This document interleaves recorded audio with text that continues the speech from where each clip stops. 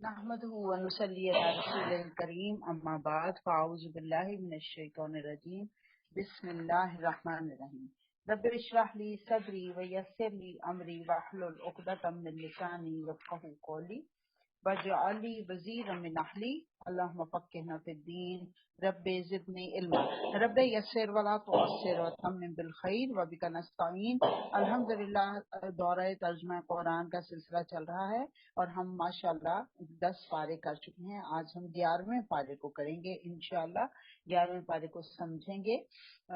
آغاز ہو رہا ہے سورہ توبہ کی آیت نمبر 94 سے. اعوذ باللہ من الشیطان الرجیم بسم اللہ الرحمن الرحیم. یعتذرون الیکم اذا رجعتم الیہم.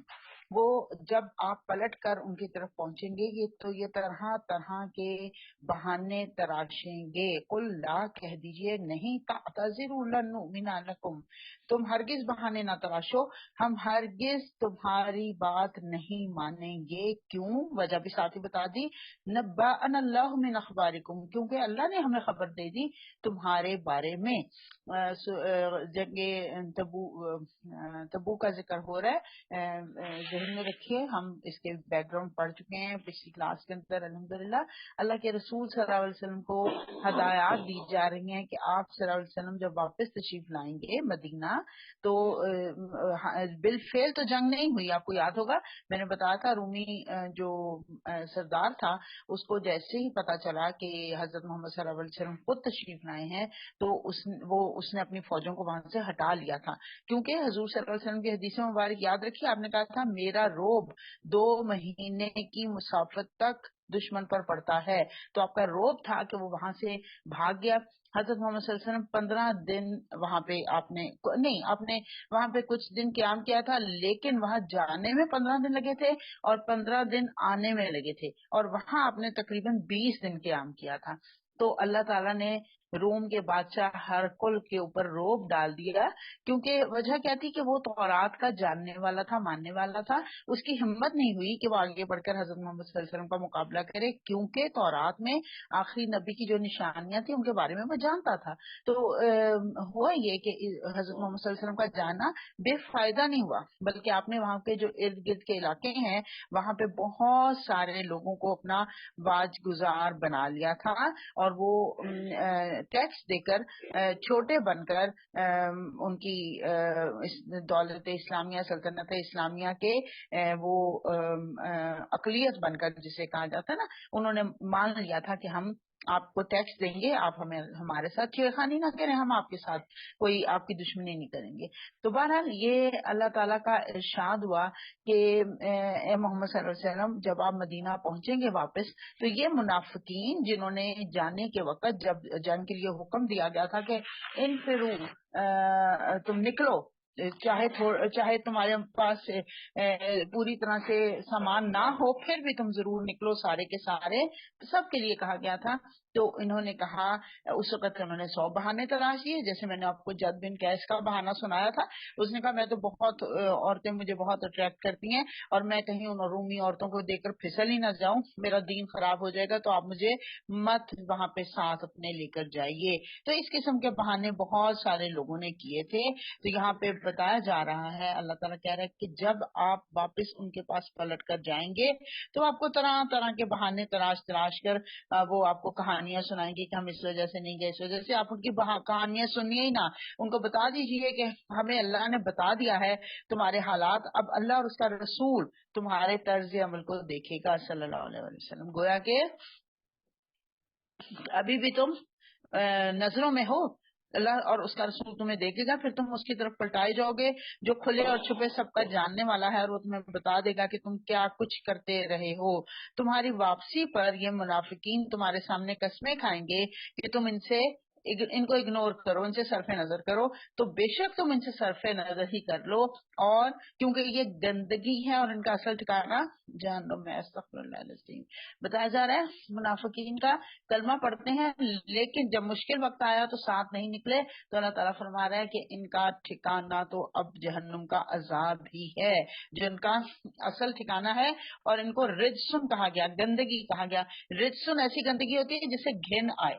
ایسی گندگی جسے گھن کھائے انسان کی، ایسی گندگی ہے، اور ان کی کمائی کے بدلے میں انہیں نصیب ہوگی. یعنی اللہ تعالیٰ ان کے اوپر ظلم نہیں کر رہا، بلکہ خود انہوں نے ایفرٹ کر کے یہ کمائی ہے جہنم، یہ تمہارے سامنے قسمیں کھائیں گے تاکہ تم ان سے راضی ہو جاؤ. حالانکہ اگر تم ان سے راضی ہو گئے تو اللہ ہرگز ایسے فاسق لوگوں سے راضی نہیں ہوگا. گویا کہ تم ہو سکتا ہے کہ یہ تمہیں امپریس کر دیں. بعض اوقات ہوتا ہے نا لوگ اپنی چکنی چپڑی باتوں سے لوگوں کو امپریس کر دیتے ہیں. اللہ کہہ رہا ہو سکتا ہے یہ آپ کو راضی کر رہے ہیں، لیکن اللہ ان سے راضی نہیں ہوگا. الاعراب، دھیان سے بات سنیے، اللہ فرما رہے ہیں الاعراب اشد کفرا و نفاقا واجدر الا يعلموا حدود ما انزل اللہ علی رسولہ واللہ علیم حکیم. یہ بدوی عرب کفر اور نفاق میں زیادہ سخت ہیں، اور ان کے معاملے میں اس بات کے زیادہ امکانات ہیں کہ یہ اس دین کی حدود سے ناواقف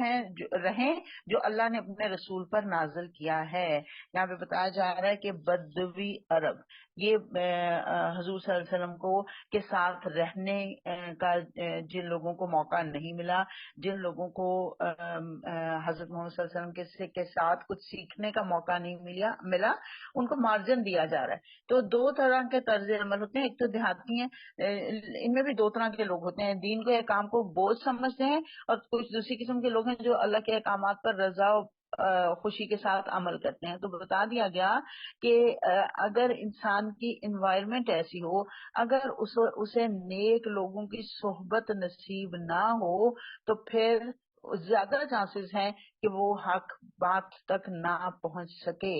ویسے تو مثال ہم دیکھیں اگر فرعون کے گھر میں بی بی آسیہ بھی تو تھی نا، کیسا گندا ماحول، لیکن کیسی نیک اور سراپا راستی بی بی، جن کے لیے اللہ کے نبی صلی اللہ علیہ وسلم نے خود گواہی دی. حضرت بی بی آسیہ کے لیے اور حضرت بی بی مریم کے لیے حضرت محمد صلی اللہ علیہ وسلم نے خود گواہی دی، اور قرآن گواہی دیتا ہے. اور پھر آپ دیکھیے ان کو ماحول میسر نہیں تھا، لیکن ہدایت چاہتی تھی تو اللہ نے ہدایت دے دی. دوسری طرف ہم دیکھیں لوط اور نوح علیہ السلام کے گھر میں ان کی بیویاں ہیں جو پیغمبروں کی ساتھی ہیں، پیغمبروں کا گھرانہ ہے، لیکن ان کے اندر کھوٹ آ گئی. تو پتہ چلا کہ چوائس جو ہے نا وہ بندے کی اپنی ہوتی ہے، وہ کس چیز کو اڈاپٹ کرتا ہے، کس ماحول کو اختیار کرتا ہے. تو آج کے دور میں بھی ہم دیکھتے ہیں، لیکن ایک جو بات سمجھ آتی ہے نا وہ یہ ہے کہ جب انسان دیہات میں رہتا ہے تو وہ ذرا تھوڑا فرق ماحول ہوتا ہے، وہاں پہ علمی ماحول نہیں ہوتا. حضرت محمد صلی اللہ علیہ وسلم نے فرمایا حدیث مبارکہ، جس نے دیہات میں سکونت اختیار کی وہ سخت مزاج ہو جاتے ہیں. اس کا مشاہدہ ہم عام طور پہ بھی اپنے گرد و نواح میں دیکھتے ہیں کہ دیہات کی آب و ہوا ذرا سخت ہوتی ہے تو وہاں پہ مزاج بھی سخت ہوتے ہیں، وہاں پہ علمی ماحول نہیں ہوتے. شہروں میں علمی ماحول ہوتا ہے، دیہات میں ایسا نہیں ہوتا. تو طور طریقے بڑا فرق ہوتا ہے، سوچ میں بڑا فرق آ جاتا ہے. لیکن ایک بہت امپورٹنٹ بات یہ ہے کہ جو دیہات میں لوگ ہیں اگر ان تک دین پہنچ جائے تو پھر وہ دین کو ایسا پکا پکڑتے ہیں، اس کے اندر کوئی پھر کوئی ریا نہیں شامل کرتے، وہ پھر پکا پکڑ لیتے ہیں اس کو، اور بڑا سختی سے اس کے ساتھ اس کے اوپر عمل پیرا ہوتے ہیں. حضرت محمد صلی اللہ علیہ وسلم عام طور پہ جب بدوی عرب آتے تھے نا، آپ سے مختصر الفاظ میں آپ ان کے سوالوں کے جواب دیا کرتے تھے، چند الفاظ وہ ان کے لیے کافی ہو جاتے تھے. مثلا ایک بدو نے پوچھا، آپ صلی اللہ علیہ وسلم نے چند الفاظ بتا دیے، اس نے کہا میں نہ اس سے کچھ کم کروں گا نہ اس سے زیادہ. آپ صلی اللہ علیہ وسلم نے فرمایا جس نے جنتی کو دیکھنا ہو وہ اس شخص کو دیکھ لے. یعنی دنیا میں جتنی زیادہ نعمتیں، جتنا زیادہ علم، جتنی زیادہ دولت، جتنی زیادہ آسائشیں ملتی ہیں، یاد رکھیے ذمہ داریاں بھی پھر اتنی ہی زیادہ بڑھ جاتی ہیں. تو اس لیے دیہاتیوں کا یہاں پہ اللہ تعالیٰ نے خود یہاں پہ ذکر کر دیا. اللہ تعالیٰ نے فرمایا کہ یہ بدوی عرب، یہ دیہاتی عرب، بدو کہتے ہیں دیہاتیوں کو. تو یہ جو بدوی عرب ہے یہ کفر نفاق میں زیادہ سخت ہیں. اب یہ ایک کمپیریزن دیا جا رہا ہے، لیکن میں نے آپ کو ساتھ ہی بتا دیا کہ جب وہ علم ان کے پاس آتا ہے تو اس کے اندر بھی وہ بڑا سخت مزاج ہوتے ہیں نا، تو وہ ریجیڈیٹی جس کو کہتے ہیں وہ ایک حد، وہ اس حد تک پہنچ جاتے ہیں جس تک عام طور پہ اہل علم لوگ نہیں پہنچا کرتے. تو سمجھ لگی کہ بندہ جس کام کو کرنا چاہے، اختیار کرنا چاہے، اس کے اوپر پھر یہ عام طور پہ یہ جو بدوی عرب ہیں، دیہاتی لوگ ہیں، وہ پھر اس کے اوپر بڑے پکے ہو جاتے ہیں تو اگر ان کی نیتیں صاف ہوگی تو یہ ضرور پہنچ جائیں گے. اللہ فرما رہا ہے وَمِنَ الْأَعْرَابِ مَن يَتَّخِذُ مَا يُنفِقُ مَغْرَمًا وَيَتَرَبَّصُ بِكُمُ الدَّوَائِرَ. اللہ سب کچھ جانتا ہے اور علیم اور حکیم اور دانا ہے. ان بدویوں میں سے ایسے ایسے لوگ موجود ہیں جو راہ خدا میں کچھ خرچ کرتے ہیں تو اسے اپنے اوپر زبردستی کی چٹی سمجھتے ہیں اور تمہارے حق میں زمانے کی گردشوں کا انتظار کر رہے ہیں کہ تم کسی چکر میں پھنسو تو اپنی گردن سے اس نظام کی اطاعت کا کلادہ اتار پھینکے جس میں تم نے کس دیا ہے. حالانکہ بدی کا چکر خود انہی پر مسلط ہے اور اللہ سب کچھ سنتا اور جانتا ہے. اور انہی بددمیوں میں کچھ لوگ ایسے بھی ہیں جو اللہ روز آخر پر ایمان رکھتے ہیں اور جو کچھ خرچ کرتے ہیں اسے اللہ کے ہاں تقرب کا اور رسول کی طرف سے رحمت کی دعائیں لینے کا ذریعہ بناتے ہیں. ہاں وہ ضرور ان کے لیے تقرب کا ذریعہ ہے اور اللہ ضرور ان کو اپنی رحمت میں داخل کرے گا. یقیناً اللہ درگزر کرنے والا اور رحم فرمانے والا ہے. اب اللہ تعالیٰ نے کمپیریزن کر کے دونوں کی بات بتا دی. وہ مہاجر اور انصار جنہوں نے سب سے پہلے دعوت ایمان پر لبیک کہنے میں سبقت کی. یہ کون ہے؟ مہاجر اور انصار جنہوں نے سب سے پہلے سبقت کی. کیا کون ہے یہ؟ صحابہ کرام. نیز وہ جو بعد میں راست بازی کے ساتھ ان کے پیچھے آئے. یہ کون ہے؟ تابعین. اللہ ان سے راضی ہوا. رضی اللہ عنہم ورضوا عنہ وَأَعَدَّ لَهُمْ جَنَّاتٍ تَجْرِي تَحْتَهَا الْأَنْهَارُ خَالِدِينَ فِيهَا أَبَدًا. کتنا خوبصورت جملہ، کتنا پیارا جملہ. رضی اللہ عنہم. ویسے تو نبی صلی اللہ علیہ وسلم کے لیے سورۃ ضحیٰ کی آیت 5 میں آیا وَلَسَوْفَ يُؤْتِيكَ رَبُّكَ فَتَرْضَىٰ. لیکن اللہ کی مرضی کے کام کرنے والے دیگر بندے جن سے اللہ راضی ہو گیا وہ کون تھے؟ صحابہ کرام، سبقت لے جانے والے، سب سے پہلے لبیک کہنے والے، اور ان کے بعد تابعین، اور پھر درجہ بدرجہ یہ مقام جو ہم تک پہنچ سکتا ہے یا ہم اس مقام تک پہنچ سکتے ہیں اگر ہم بھی نیکیوں میں آگے بڑھنے والے ہوں، اگر ہم بھی اللہ کے ہر فیصلے پر راضی ہوں اور اللہ کو راضی کرنے کی فکر کرنے والے ہوں تو ہم بھی اس درجے پر پہنچ سکتے ہیں، پہنچ جاتے ہیں انشاءاللہ. اللہ تعالیٰ ہماری کوششوں کو قبول فرمائے. اللہ فرما رہا ہے یہ عظیم الشان کامیابی ہے. آج کا اختتام ہو رہا ہے ذالک الفوز العظیم. تم کس کو کامیابیاں سمجھ رہے ہو؟ دنیا میں گریڈز لے لینے کو، دنیا میں ترقیاں کر لینے کو، دنیا میں محل بنا لینے کو، یہ کچھ کامیابیاں نہیں ہیں. اصل کامیابی یہ ہے رضی اللہ عنہم ورضوا عنہ. اللہ ان سے راضی ہو گیا اور وہ اللہ سے راضی ہو گئے. تمہارے گرد و پیش جو بدوی رہتے ہیں ان میں بہت سے منافق ہیں اور اسی طرح خود مدینہ کے باشندوں میں بھی منافق موجود ہیں جو نفاق میں ماہر ہو گئے ہیں. تم انہیں نہیں جانتے، ہم ان کو جانتے ہیں. اللہ فرما رہا ہے ان کو میں جانتا ہوں. قریب ہے وہ وقت جب ہم ان کو دوہری سزا دیں گے. دوہری سزا کون سی ہے؟ نوٹ کیجئے. ایک تو دنیا کا عذاب، دنیا میں ان کو سزا دی جائے گی، اور دوہری سزا سے مراد کا عذاب قبر کی طرف اشارہ ہے. قبر میں جاتے ہی ان کو عذاب بھگتنا پڑے گا، اور پھر اس سے بھی بڑی سزا جہنم کی سزا جس کا اوپر ذکر کیا جا چکا ہے. وہ ان کی بات کی جا رہی ہے کہ یہ وہ لوگ ہیں جن کو دوہری سزا دی جائے گی اور پھر وہ زیادہ بڑی سزا کے لیے واپس لائے جائیں گے. یعنی پہلے دوہری سے مراد دنیا کی سزا، پھر قبر کی سزا، اور پھر ان دونوں سے بھی بڑی سزا. یہ تو کچھ بھی نہیں ہوں گی، وہاں پہ جب جا کے ملے گی سزائیں تو پھر کہیں گے ہائے ہائے وہ تو کچھ بھی نہیں تھی، اب پتہ چلا سزا کیا ہوتی ہے. کچھ اور لوگ ہیں جنہوں نے اپنے قصوروں کا اعتراف کر لیا ہے، ان کا عمل ملا جلا ہے. اب آگے بیان آ رہا ہے ابو لبابہ اور ان کے 6 ساتھیوں کا. اللہ کے پیارے بندوں سے اگر خطا ہو جاتی ہے تو اللہ اس کا ذکر فرما دیتے ہیں کہ ہمیں بھی ہمت مل جاتی ہے، ہم تو ہیں ہی بڑے گناہ گار، اللہ تعالیٰ ہمیں معاف کرے، ہم غلطیاں کرتے ہیں. تو اللہ تعالیٰ نے توبہ کا دروازہ کھولا ہوا ہے. یہ بتانے کے لیے اللہ تعالیٰ قرآن میں اس چیز کا بار بار اشارہ فرماتا ہے. آدم سے غلطی ہوئی، اس نے توبہ کر لی، معافی مانگ لی، اور ایسے ہی ابو لبابہ کا ذکر آ رہا ہے کہ اللہ نے دروازہ کھلا رکھا ہے. یہ اصل میں ہمیں توبہ کی اصلاح کی دعوت دے رہے ہیں کہ ہم توبہ کریں، اپنی غلطیوں پر صدقہ کریں. آپ کو پتہ ہے صدقہ بلاؤں کو ٹال دیتا ہے. کچھ تو وہ ہم ابھی پڑھ چکے ہیں سورہ توبہ کے اندر ہی ہم نے پڑھا نا، فرض صدقات کی بات کی ہے، لیکن کچھ جو ہیں اس کے علاوہ بھی صدقات ہوتے ہیں جو واجب ہوتے ہیں. لیکن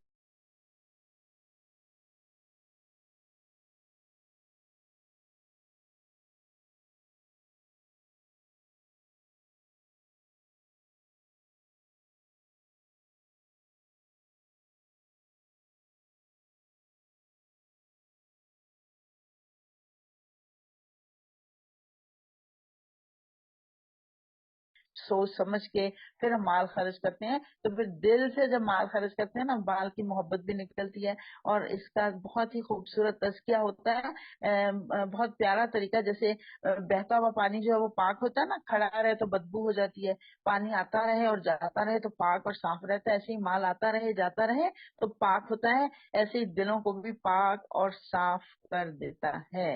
تو یہاں پہ بتایا جا رہا ہے کہ ان کا عمل ملا جلا ہے، کچھ ان میں نیک ہے اور کچھ بد، اور بعید نہیں کہ اللہ ان پر پھر مہربان ہو جائے، کیونکہ وہ درگزر کرنے والا اور رحم فرمانے والا ہے۔ اب پہلے تو یہ نوٹ کیجئے کہ غلطی کرنے کے بعد ہر انسان کے پاس دو راستے ہوتے ہیں، وہ شرمندگی کرے، شرمندگی کا احساس اس کے اندر پیدا ہو، اور وہ اصلاح کی کوشش کرے، شرمندہ ہو اپنے عمل پر اور پھر اصلاح کی کوشش کرے۔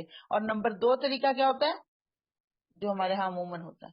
ابلیس کا طریقہ، غلطی ہو اور پھر غلطی پر اڑ جاؤ، ہر دھرمی کرو۔ توبہ کرنے والے یعنی گناہ پر غلطی سے گناہ ہو جائے تو اس کے لیے پھر توبہ کرتے ہیں، اور اس کے بدلے میں پھر نیکیاں کرتے ہیں، اور ان نیکیوں کی وجہ سے ان کی جو گناہ ہے وہ معاف ہو جاتے ہیں۔ نیکیاں کسی بھی صورت میں ہو سکتے ہیں، صدقہ کی صورت میں بھی، اور ویسے بھی انشاءاللہ بھی پڑھتے ہیں آگے صدقے کی بات بھی۔ تو اللہ اے نبی صلی اللہ علیہ وسلم، تم ان کے اموال میں سے صدقہ لے کر انہیں پاک کرو، ان کے مال میں سے صدقہ لے کر انہیں پاک کرو، اور نیکی کی راہ میں انہیں بڑھاؤ، اور ان کے حق میں دعائیں رحمت کرو، کیونکہ تمہاری دعا ان کے لیے وجہ تسکین ہوگی۔ دیکھیے پہلے کہہ دیا گیا کہ نیکی ان کے اموال میں سے صدقہ لے کر انہیں پاک کرو، جو میں اس وقت سے بات کر رہی ہوں، صدقہ بھی اس لیے کہ نفس کی پاکیزگی کے لیے، کیونکہ بھی جیسے میں نے پہلے کہا کہ بہت محبت ہوتی ہے نا، تو یہ آپ اپنی پاکیزگی کے لیے جب آپ صدقہ کرتی ہیں، محبت والی چیز اللہ کے راستے میں دیتی ہیں، تو آپ کو پھر احساس ہوتا ہے، پھر آئندہ آپ وہ غلطی کرنے سے رک جاتی ہیں۔ تو یہ کیا واقعہ تھا؟ پہلے اس واقعے کو میں حضرت ابو لبابہ کا واقعہ آپ کو بیان کر دیتی ہوں۔ حضرت ابو لبابہ اور ان کے 6 ساتھی جو ہیں، یہ بہت شروع کے اسلام قبول کرنے والے ہیں، اور انہوں نے تمام غزوات میں شرکت کی تھی، لیکن غزوہ تبوک کے موقع پر نفس کی کمزوری کی وجہ سے یہ نہیں گئے۔ جب نبی صلی اللہ علیہ وسلم تشریف لے آئے اور انہوں نے غزوہ تبوک سے واپس آنے کے بعد انہوں نے اظہار ناراضگی اللہ نے ان کو بتایا کہ آپ کیجئے، اور ان کی بالکل ان کی وہ نہ سنیے، ان کے بہانے نہ سنیے، تو انہیں سخت شرمندگی ہوئی، اور انہوں نے اپنے آپ کو ایک ستون سے باندھ لیا اور کہا کہ ہم پر کھانا پینا حرام ہے جب تک کہ ہم معاف نہ کر دیے جائیں، اور کئی دنوں تک یہ بغیر کھائے پیے اس ستونوں سے بندھے رہے، حتیٰ کہ بے ہوش ہو کر گر پڑے۔ آخر کار جب انہیں بتایا گیا کہ اللہ رسول نے تمہیں معاف کر دیا، تو انہوں نے نبی صلی اللہ علیہ وسلم سے عرض کیا کہ کیا ہماری توبہ میں یہ بھی شامل ہے کہ جس گھر کی آسائش نے ہمیں فرض سے غافل کیا، اسے ہم اس تمام مال کو اللہ کی راہ میں خرچ کر دیں؟ نبی صلی اللہ علیہ وسلم نے فرمایا سارا مال دینے کی ضرورت نہیں، صرف 1/3 کافی ہے۔ چنانچہ انہوں نے اسی وقت یہ 1/3 مال اللہ کے راستے میں خرچ کر دیا، صدقہ دے دیا۔ تو یہاں پہ ان کی بات ہو رہی ہے، آگے چل کے اور صحابہ کی بات بھی ہم پڑھیں گے انشاءاللہ۔ یہ بڑا ہی اہم غزوہ تھا جس کے اندر منافقین جو ہے وہ کھل کر سامنے آ گئے تھے۔ تو اس سے میں انشاءاللہ آپ کو آخر میں ایک اور بات بھی بتاؤں گی۔ تو یہاں پہ اللہ تعالیٰ کہہ رہے ہیں کہ کیا ان لوگوں کو معلوم نہیں ہے کہ وہ اللہ ہی ہے جو اپنے بندوں کی توبہ قبول کرتا ہے اور ان کی خیرات کو قبولیت عطا فرماتا ہے، اور یہ کہ اللہ بہت معاف کرنے والا اور رحیم ہے۔ اور اے نبی صلی اللہ علیہ وسلم، ان لوگوں سے کہہ دو کہ تم عمل کرو، اللہ اور اس کا رسول اور مومنین سب دیکھیں گے تو کہ تمہارا طرز عمل اب کیا رہتا ہے۔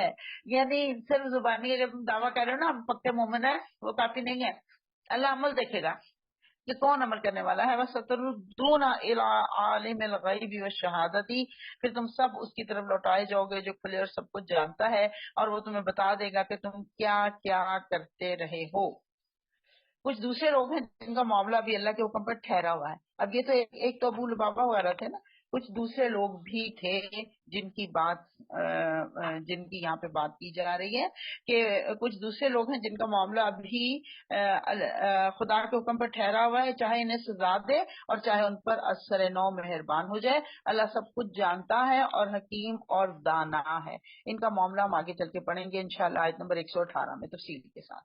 تو کچھ اور لوگ ہیں جنہوں نے ایک مسجد بنائی۔ اب ایک اور بات آ گئی، منافقت کی بات ہو رہی ہے نا، منافقین کی، تو یہاں پہ ایک اور بات آ گئی۔ کچھ اور لوگ ہیں جنہوں نے ایک مسجد بنائی اس غرض کے لیے کہ دعوت حق کو نقصان پہنچائے اور اللہ کی بندگی کرنے کے بجائے کفر کریں اور اہل ایمان میں پھوٹ ڈالیں اور اس بظاہر عبادت گاہ کو اس شخص کے لیے قیام گاہ بنائیں جو اس سے پہلے خدا اور اس کے رسول صلی اللہ علیہ وسلم کے خلاف برسر پیکار ہو چکا ہے. 4 ریزنز دیے جا رہے ہیں, 4 وجوہات دی جا رہی ہیں جس کی وجہ سے یہ مسجد بنائی گئی تھی. آپ دیکھیے, نمبر 1 دعوت حق کو نقصان پہنچانا, نمبر 2 اہل ایمان میں پھوٹ ڈالنا, نمبر 2 اللہ کی بندگی کرنے کے بجائے کفر کرنا, نمبر 3 اہل ایمان میں پھوٹ ڈالنا, نمبر 4 جو اللہ کا رسول کا دشمن ہے صلی اللہ علیہ وسلم اس شخص کو پکڑ کر اس شخص کے لیے ایک پروٹیکشن کی جگہ بنائی جائے. وہ ضرور قسمیں کھا کھا کر کہیں گے کہ ہمارا ارادہ تو بھلائی کے سوا کسی اور دوسری چیز کا نہ تھا, مگر اللہ گواہ کہ وہ کبھی جھوٹے ہیں. تم ہرگز اس عمارت میں کھڑے نہ ہونا جو مسجد اول روز سے تقوی پر قائم کی گئی تھی, وہی اس کے لیے زیادہ موزوں ہے کہ تم اس میں عبادت کے لیے کھڑے ہو. اس میں ایسے لوگ ہیں جو پاک رہنا پسند کرتے ہیں اور اللہ کو پاکیزگی اختیار کرنے والے ہی پسند ہیں. طہارت کے لیے دیکھیے بہت اہم بات ہے, طہارت اللہ تعالیٰ کو اتنی پسند ہے, انشاءاللہ آگے چل کے پڑھیں گے. مسجد قباء جو ہے وہ اس کے رہنے والوں کو کہا گیا کہ وہ طہارت والے ہیں, وہ طہارت کرنے والے ہیں. تو اور وہ طہارت کرتے تھے. اس وقت پانی سے رواج نہیں تھا, پانی زیادہ نہیں تھا نا, تو ڈھیلوں سے کی جاتی تھی طہارت, لیکن قباء والے طہارت کرتے تھے پانی سے. اس لیے ان کی اس پاکیزگی کے طریقے کو اللہ نے خود پسند کیا, اور اللہ نے کہا اللہ کو پاکیزگی اختیار کرنے والے ہی پسند ہیں. اس وقت تک یاد رکھیے, ذہن میں رکھیے کہ 2 لوگ جو تھے, نہیں 2 مسجدیں تھیں. پہلے وہ جو میں پیچھے لوگ سے میرے ذہن میں آ گیا, وہ جو میں نے پیچھے بیان کیا نا, اس میں بیان کرنا بھول گئی ہوں. جو میں نے بات کی کہ اس شخص کے لیے کمین کا بنائیں جو اس سے پہلے اللہ اور اس کے رسول کے خلاف برسر پیکار ہو چکا ہے. اس کے بارے میں 2 رائے ہیں. ایک تو یہ کہ عبداللہ بن ابی کے لیے, اور دوسرا ابو عامر راہب کے لیے. یہ بھی اسلام کا بہت بڑا دشمن تھا ابو عامر راہب. یہ انشاءاللہ اس کی آگے چل کے جب منافقین کی بات آئے گی نا, میں آپ کو تفصیل سے اس کے بارے میں بتاؤں گی. تو ابو عامر خزرجی بھی کہا جاتا ہے اس کو نا لوگ بڑا صاحب کرامت سمجھتے تھے.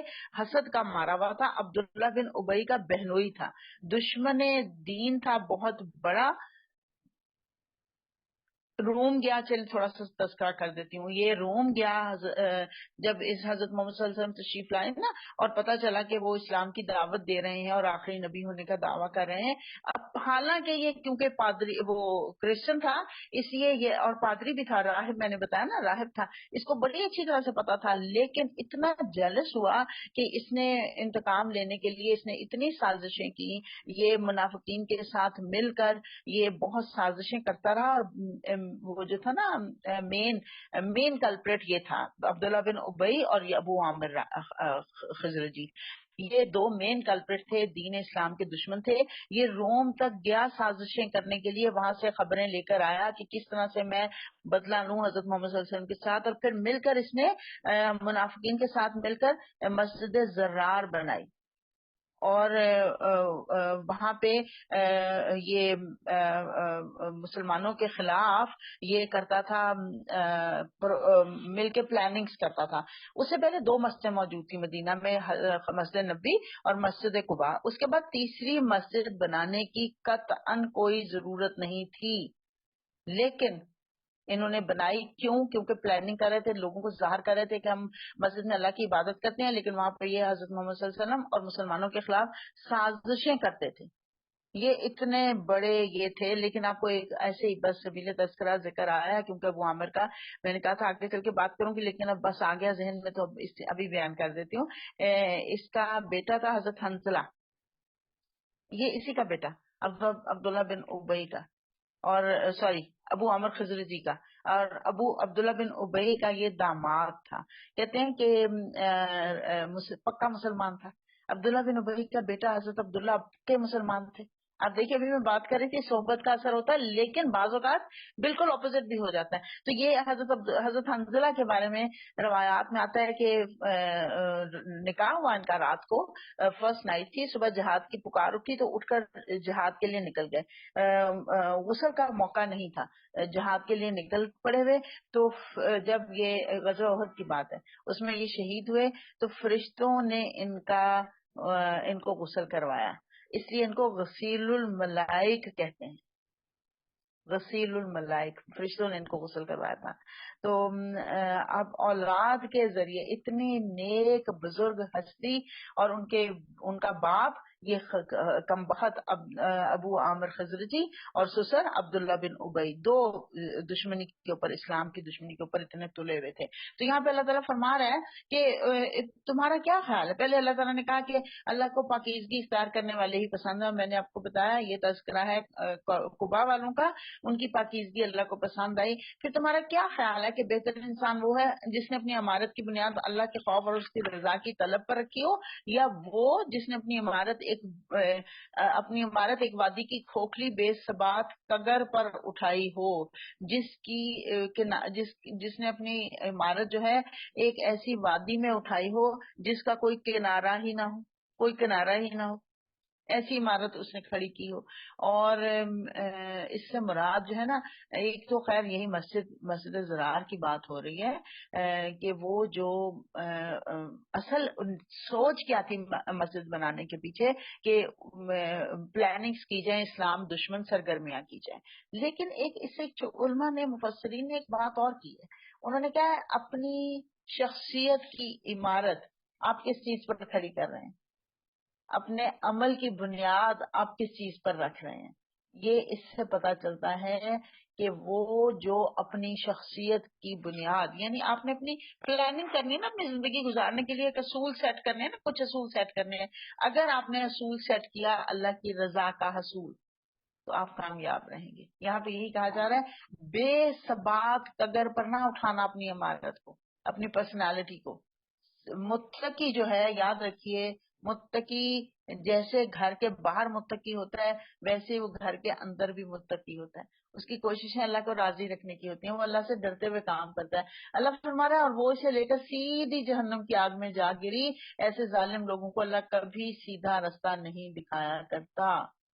ظلم کرتے ہیں نا وہ، اپنے ہی جانوں کے اوپر ظلم کرتے ہیں. اس لیے یہ عمارت جو انہوں نے بنائی ہے، اللہ فرما رہا ہے ہمیشہ ان کے دلوں میں بے یقینی کی جڑ بنی رہے گی، جس کے نکلنے کی اب کوئی صورت نہیں بجز اس کے کہ ان کے دل ہی پارا پارا ہو جائے.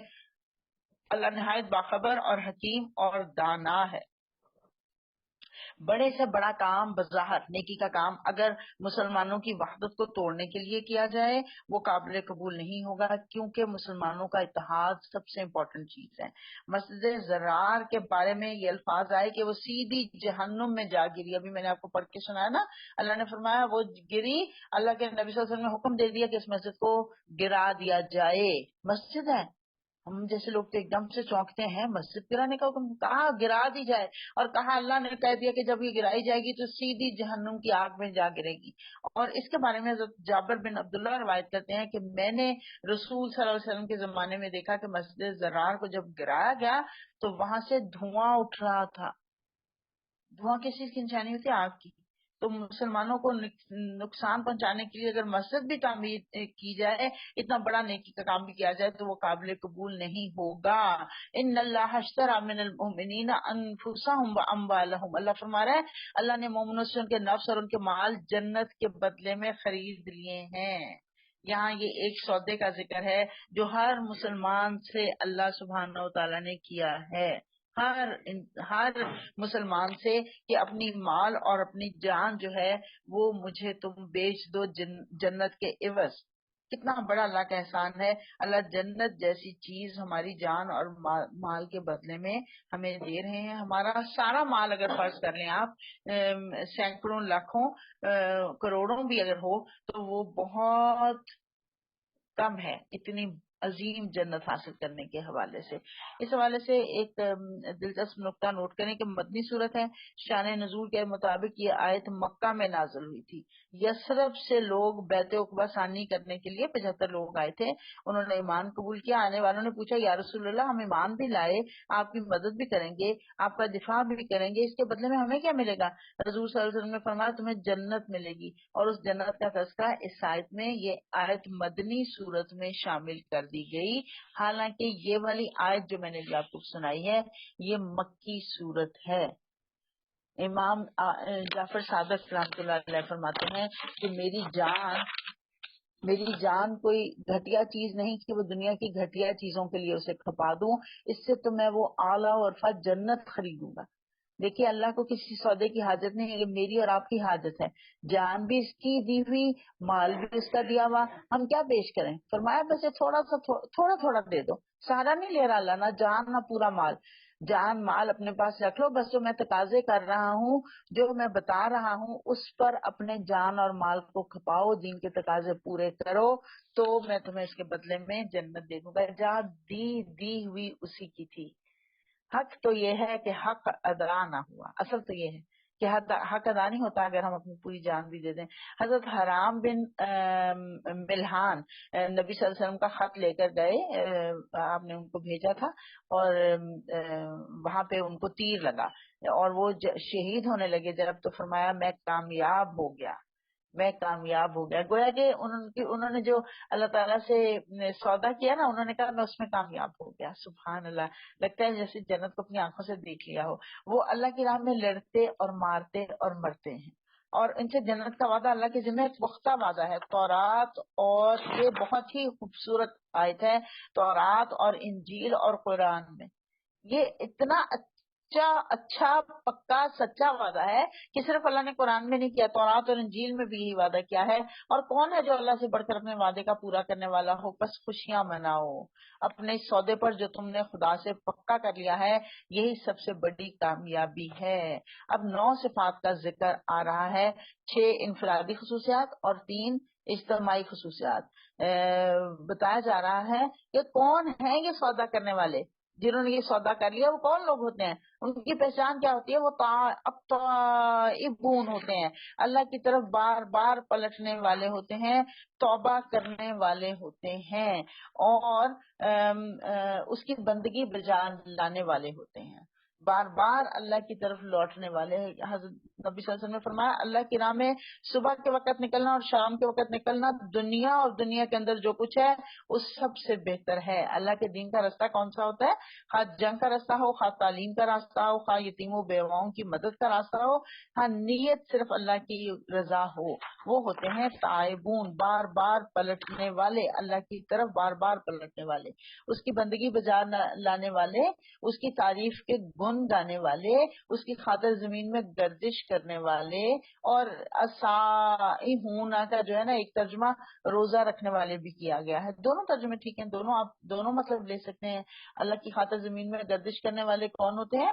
جو کہ اللہ کے دین کی سربلندی کے لیے کوششیں کرتے ہیں، مائگریشن کرتے ہیں اور دین کی تبلیغ کے لیے جاتے ہیں، وہ ہوتے ہیں دین کی کوششیں، اللہ کے دین کے لیے گردش کرنے والے۔ اس کے آگے رکوع کرنے والے یعنی عاجزی کرنے والے، جھکے رہنے والے، اور سجدے کرنے والے، اور نیکی کا حکم دینے والے اور بدی سے روکنے والے، اور اللہ کی حدود کی حفاظت کرنے والے۔ اللہ کے آگے ہر وقت سجدے کرتے رہتے ہیں، رکوع کرتے رہتے ہیں، اور جہاں نیکی کا حکم آتا ہے وہاں نیکی کرتے ہیں، بدی سے روکنے والے۔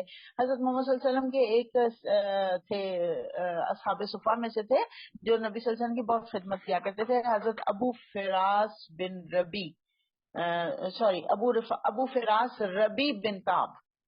تو یہ حضرت ابو فراس بڑی فراست والے تھے نا، یہ حضرت محمد صلی اللہ علیہ وسلم کے خدمت گار تھے۔ کہتے ہیں کہ میں آپ صلی اللہ علیہ وسلم کے ساتھ رات گزارتا تھا، قریب ہی رہتا، جب آپ کو وضو کرنا ہوتا میں پانی جلدی سے لے آتا اور آپ کی خدمت کرتا۔ تو کہتے ہیں کہ ایک روز حضور صلی اللہ علیہ وسلم نے کہا ابو فراس مانگو، کیا مانگتے ہو؟ تم میری اتنی خدمت کرتے ہو، میں بھی تمہیں کچھ دوں؟ فرمایا میں جنت چاہتا ہوں اور جنت میں آپ کا ساتھ چاہتا ہوں۔ نبی صلی اللہ علیہ وسلم نے کہا اچھا، پھر سجدوں کی کثرت سے میری مدد کرنا۔ سبحان اللہ، اس کا مطلب ہے اللہ کے ساتھ جنہوں نے سودا کیا ہے وہ سجدوں کی تلاش میں رہتے ہیں۔ جب ساری دنیا سوئی رہتی ہے، ساری دنیا تاریک ہوتی ہے، تو وہ اللہ کے آگے سجدے میں گر کر رو رو کر اپنے گناہوں کی، غلطیوں کی معافیاں مانگتے ہیں۔ اللہ تعالیٰ فرما رہا ہے کہ وہ اس شان کے ہوتے ہیں، وہ مومن جو اللہ سے خرید و فروخت کرتے ہیں، اور اے نبی صلی اللہ علیہ وسلم ان مومنوں کو خوشخبری دے دو۔ سبحان اللہ، اب ان کے لیے خوشخبری ہے، اب ان کے لیے خوشخبری ہے کہ انہوں نے وعدہ پورا کیا تو اللہ بھی اپنا وعدہ پورا کرے گا۔ انہوں نے اپنی جان مال کھپائے ہوتے ہیں تو ساری عمر وہ اللہ کو راضی کرنے کی کوششیں کرتے ہیں، تو پھر اللہ بھی ان کے ساتھ یہ وعدہ پورا کرے گا۔ اور یہ وہ وعدہ ہے جو میں نے پہلے کہا کہ 3 کتابوں میں لکھا ہوا ہے، 3 کتابوں میں، اس کا مطلب بہت آتھینٹک بات ہے. نبی کو واقعہ نبی کو اور ان لوگوں کو جو ایمان لائے ہیں زیبا نہیں ہے کہ مشرکوں کے لیے مغفرت کی دعا کریں چاہے ان کے رشتے دار ہی کیوں نہ ہوں، جبکہ ان پر یہ بات کھل چکی ہے کہ وہ جہنم کے مستحق ہیں. اب یہاں پہ پتہ چلا کہ مشرکوں کے لیے کوئی دعائے مغفرت نہیں ہو سکتی چاہے وہ قریبی عزیز ہی ہوں. حضور صلی اللہ علیہ وسلم آپ کو پتا ابو طالب کے پاس گئے ان کے آخری وقت میں، چچا تھے آپ کے، اور کلمہ پڑھنے کی تلقین کرتے رہے. ابو جہل اور امیہ بن خلف بھی پاس بیٹھے تھے اور بار بار اکساتے رہے کہ نہیں نہیں ابو طالب عبد المطلب کے دین پر رہو، اور وہ یہی کہتے ہوئے فوت ہو گئے کہ عبد المطلب کے دین پر ہوں میں. حضور صلی اللہ علیہ وسلم کو بہت دکھ ہوا اور آپ نے فرمایا جب تک اللہ کا حکم نہ آئے میں بخشش کی دعا کرتا رہوں گا، اور پھر یہ آیت نازل ہو گئی کہ آپ ان کے لیے بخشش کی دعا بھی نہیں کر سکتے. ابراہیم نے اپنے باپ کے لیے جو دعائیں مغفرت کی تھی وہ تو اس وعدے کی وجہ سے تھی جو اس نے اپنے باپ سے کیا تھا، مگر جب اس پر یہ بات کھل گئی کہ اس کا باپ اللہ کا دشمن ہے تو وہ اس سے بیزار ہو گیا. حق یہ ہے کہ ابراہیم بڑا رقیق القلب اور خدا ترس اور بردبار آدمی تھا، یعنی یہ 3 خصوصیات تھیں، لیکن اس کے باوجود اپنے مشرک باپ کے حق میں دعا کرنے کی اجازت نہیں دی گئی، کیونکہ جو شخص شرک کرے اور اسی حالت میں رخصت ہو جائے تو اللہ اس سے سخت ناراض ہوتا ہے. اس لیے کسی کو اجازت نہیں کہ وہ اس کے لیے دعا کرے. اللہ فرما رہا ہے اللہ کا یہ طریقہ نہیں کہ لوگوں کو ہدایت دینے کے بعد پھر گمراہی میں مبتلا کر دے اور انہیں صاف صاف بتانا دے کہ جب تک کہ انہیں صاف صاف بتانا دے کہ انہیں کن چیزوں سے بچنا چاہیے. یعنی اللہ تعالیٰ یہ بتا دیتا ہے کہ کن چیزوں سے بچنا چاہیے، پھر بھی انسان اگر ڈھٹائی سے کام لے، اپنے غلط طریقوں پر چلتا رہے، پھر اللہ تعالیٰ بھی اس کی رہنمائی سے ہاتھ کھینچ لیتا ہے. دیکھیے غلط راستے پہ پھر اللہ تعالیٰ چھوٹ دے دیتا ہے، اور پھر ایک وقت آتا ہے جب بڑی سختی سے اس کو پکڑ لیا جائے گا، لیکن پہلے پوری آزادی ہے، اوپن چوائس ہے، جو چاہے. اما شاکر اما کفورا سورۃ حج میں ہم پڑھیں گے، اللہ کہتا ہے چاہے شکر کرنے والے بن جاؤ چاہے انکار کرنے والے بن جاؤ، اوپن چوائس ہے، جس کو چاہو تم اختیار کر لو، لیکن پھر اس کا انجام بھی تمہیں بھگتنا پڑے گا. اور یہ دیکھیے کتنا اللہ نے اوپن بک ٹیسٹ دیا ہوا ہے، ہمیں سامنے کھول کے ہر ایک چیز بتا دی ہے کہ یہ کرو گے تو یہ ہوگا، اور اگر یہ نہیں کرو گے تو وہ ہوگا. پتہ ہے ہمیں، تو غافل نہیں ہے کوئی بھی. پھر اگر ڈٹائی سے کرتا چلا جائے گا غلطیاں گناہ، تو پھر آپ دیکھیے کہ اللہ تعالیٰ کتنا سخت ناراض ہوگا. کہ میں نے واضح الفاظ میں بتایا تھا، نبی کو بھیجا تھا جس نے کر کے دکھایا کہ درست کام کون سے ہیں، پھر بھی اگر تم اپنی ڈٹائی سے اپنے غلط راستے پر چلتے رہے تو تمہارا کیا انجام ہونا چاہیے. اللہ نے معاف کر دیا نبی کو اور ان مہاجرین اور انصار کو جنہوں نے بڑی تنگی کے وقت میں نبی کا ساتھ دیا. غزوہ تبوک کا واقعہ پھر بیان ہو گیا شروع. یہاں پہ اللہ تعالیٰ فرما رہا ہے کہ جو چھوٹی چھوٹی لغزشیں ہوئیں صحابہ کرام سے، اللہ تعالیٰ نے ان کو معاف کر دیا. اگرچہ ان میں سے کچھ لوگوں کے دل قریب تھا کہ پھر جاتے بدی کی طرف، مگر جب انہوں نے دل کی تنگی کا مظاہرہ نہیں کیا اور نبی کا ساتھ ہی دیا تو اللہ نے انہیں معاف کر دیا. بے شک اس کا معاملہ ان لوگوں کے ساتھ شفقت اور مہربانی کا ہے، اور ان تینوں کو بھی اس نے معاف کیا جن کے معاملے کو ملتوی کر دیا گیا تھا. اب یہ 3 لوگ کون ہیں؟ پہلے ہم نے حضرت ابو لبابہ کی بات پڑھ لی. یہ 3 صاحب کون ہیں؟ یہ ہیں حضرت وہ تھا کعب بن مالک، حضرت ہلال بن امیہ اور حضرت مرارہ بن ربی. یہ 3 لوگ ہیں. ذہن میں رکھیے بڑا ہی مشکل وقت تھا، اس لیے اس کو جیش الاسرہ بھی کہا گیا. میں پہلے آپ کو بتا چکی ہوں. کچھ لوگوں نے کمزوری دکھائی کیونکہ سلطنت روما سے ٹکرانے جا رہے تھے نا، تو اللہ فرما رہا ہے میں نے معاف کر دیا. یہ مخلص مسلمانوں کی بات ہو رہی ہے، منافقین کا بیان ہم پہلے پڑھ چکے ہیں تفصیل کے ساتھ. تو اللہ کی طرف سے حکم آ گیا یہ مخلص مسلمان جو ہیں جن سے یہ غلطی ہوئی ہے ان کے ساتھ کیا کرو، ان کے ساتھ بائیکاٹ کرو، ان کے ساتھ بائیکاٹ کرو، ان کے ساتھ کوئی تعلق نہ رکھو. اور میں نے ابھی آپ کو ذکر کیا کہ یہ جو تھے نا غزوہ میں جو گئے تھے حضرت محمد صلی اللہ علیہ وسلم 20 دن وہاں پہ قیام ہوا تھا، 15 دن جانے میں اور 15 دن آنے میں لگے تھے، تو یہ ٹوٹل 50 دن لگے تھے. تو 50 دن کے بعد ان لوگوں کو بھی معافی دی گئی تھی، مخلص مسلمانوں کو. 50 دن تک ان کو چھوڑ دیا گیا تھا. ان کے اندر جو تڑپ تھی وہ دیکھنے والی تھی. ان کا واقعہ جو ہے وہ میں مختصر الفاظ میں ضرور بیان کیا کرتی ہوں کہ حضرت کعب بن مالک نے یہ واقعہ بیان کیا، اور احادیث کی کتابوں میں بخاری میں ہمیں یہ واقعہ مل جاتا ہے. یہ وہ کہتے ہیں کہ میں بہت مختصر کر کے بیان کرتی ہوں کیونکہ ٹائم تھوڑا ہوتا ہے. تو وہ کہتے ہیں کہ غزوہ تبوک کی تیاری جب ہو رہی تھی تو میں خوشحال تھا بڑا، اور مجھے تھا ٹھیک ہے میں بھی چلوں گا. میں بھی تیاری میں تھا کہ ٹھیک ہے میں بھی تیاری کر لوں گا، ارادہ تھا تیاری کر لوں گا. تو اب بس کوئی مسئلہ نہیں، آج نہیں کل نہیں پرسوں، روز یہی ہوتا رہا. یہ وہی معاملہ جو میرا اور آپ کا، ہم عام طور پہ نیکی کا کام جب آتا ہے نا سامنے، ہم یہ کہتے ہیں اچھا میں کر لوں گی، اور پھر وہ ہوتا کبھی بھی نہیں ہے. اس کو کل پہ جب کرتے ہیں نا تو ٹمورو نیور کمز، یاد رکھے اصول ہے. تو بہرحال وہ یہی کرتے رہے، روز کہتے ہیں. اور پھر اس کے بعد کہتے ہیں چلے گئے، قافلہ چل پڑا. میں نے کہا کوئی نہیں میرے پاس تیز گھوڑا، میں ان کے پیچھے جا لوں گا، ان کو پکڑ لوں گا. پھر ٹائم گزر گیا، کچھ عرصہ گزر گیا، پھر یہی میرا خیال تھا کہ میں ان کو پکڑ لوں گا، اور اسی خیال میں بیٹھا رہا یہاں تک کہ وہ کہتے ہیں کہ یہ لوگ واپس آ گئے. جب حضرت محمد صلی اللہ علیہ وسلم اور صحابہ کرام واپس آ گئے اور کہتے ہیں کہ مجلس لگی، اور اس کے اندر حضرت محمد صلی اللہ علیہ وسلم نے سب کو بلایا، اور میں بھی یہ کیا وہاں پہ بڑا شرمندہ تھا. کہتے ہیں میرے ساتھ 3 ساتھی اور بھی تھے، اور میں نے پہلے تو سوچا کہ میں کچھ جھوٹا بہانہ کروں، لیکن پھر میں نے سوچا کہ نہیں، اللہ کے نبی صلی اللہ علیہ وسلم کے ساتھ معاملہ ہے تو میں جھوٹی بات نہیں کروں گا.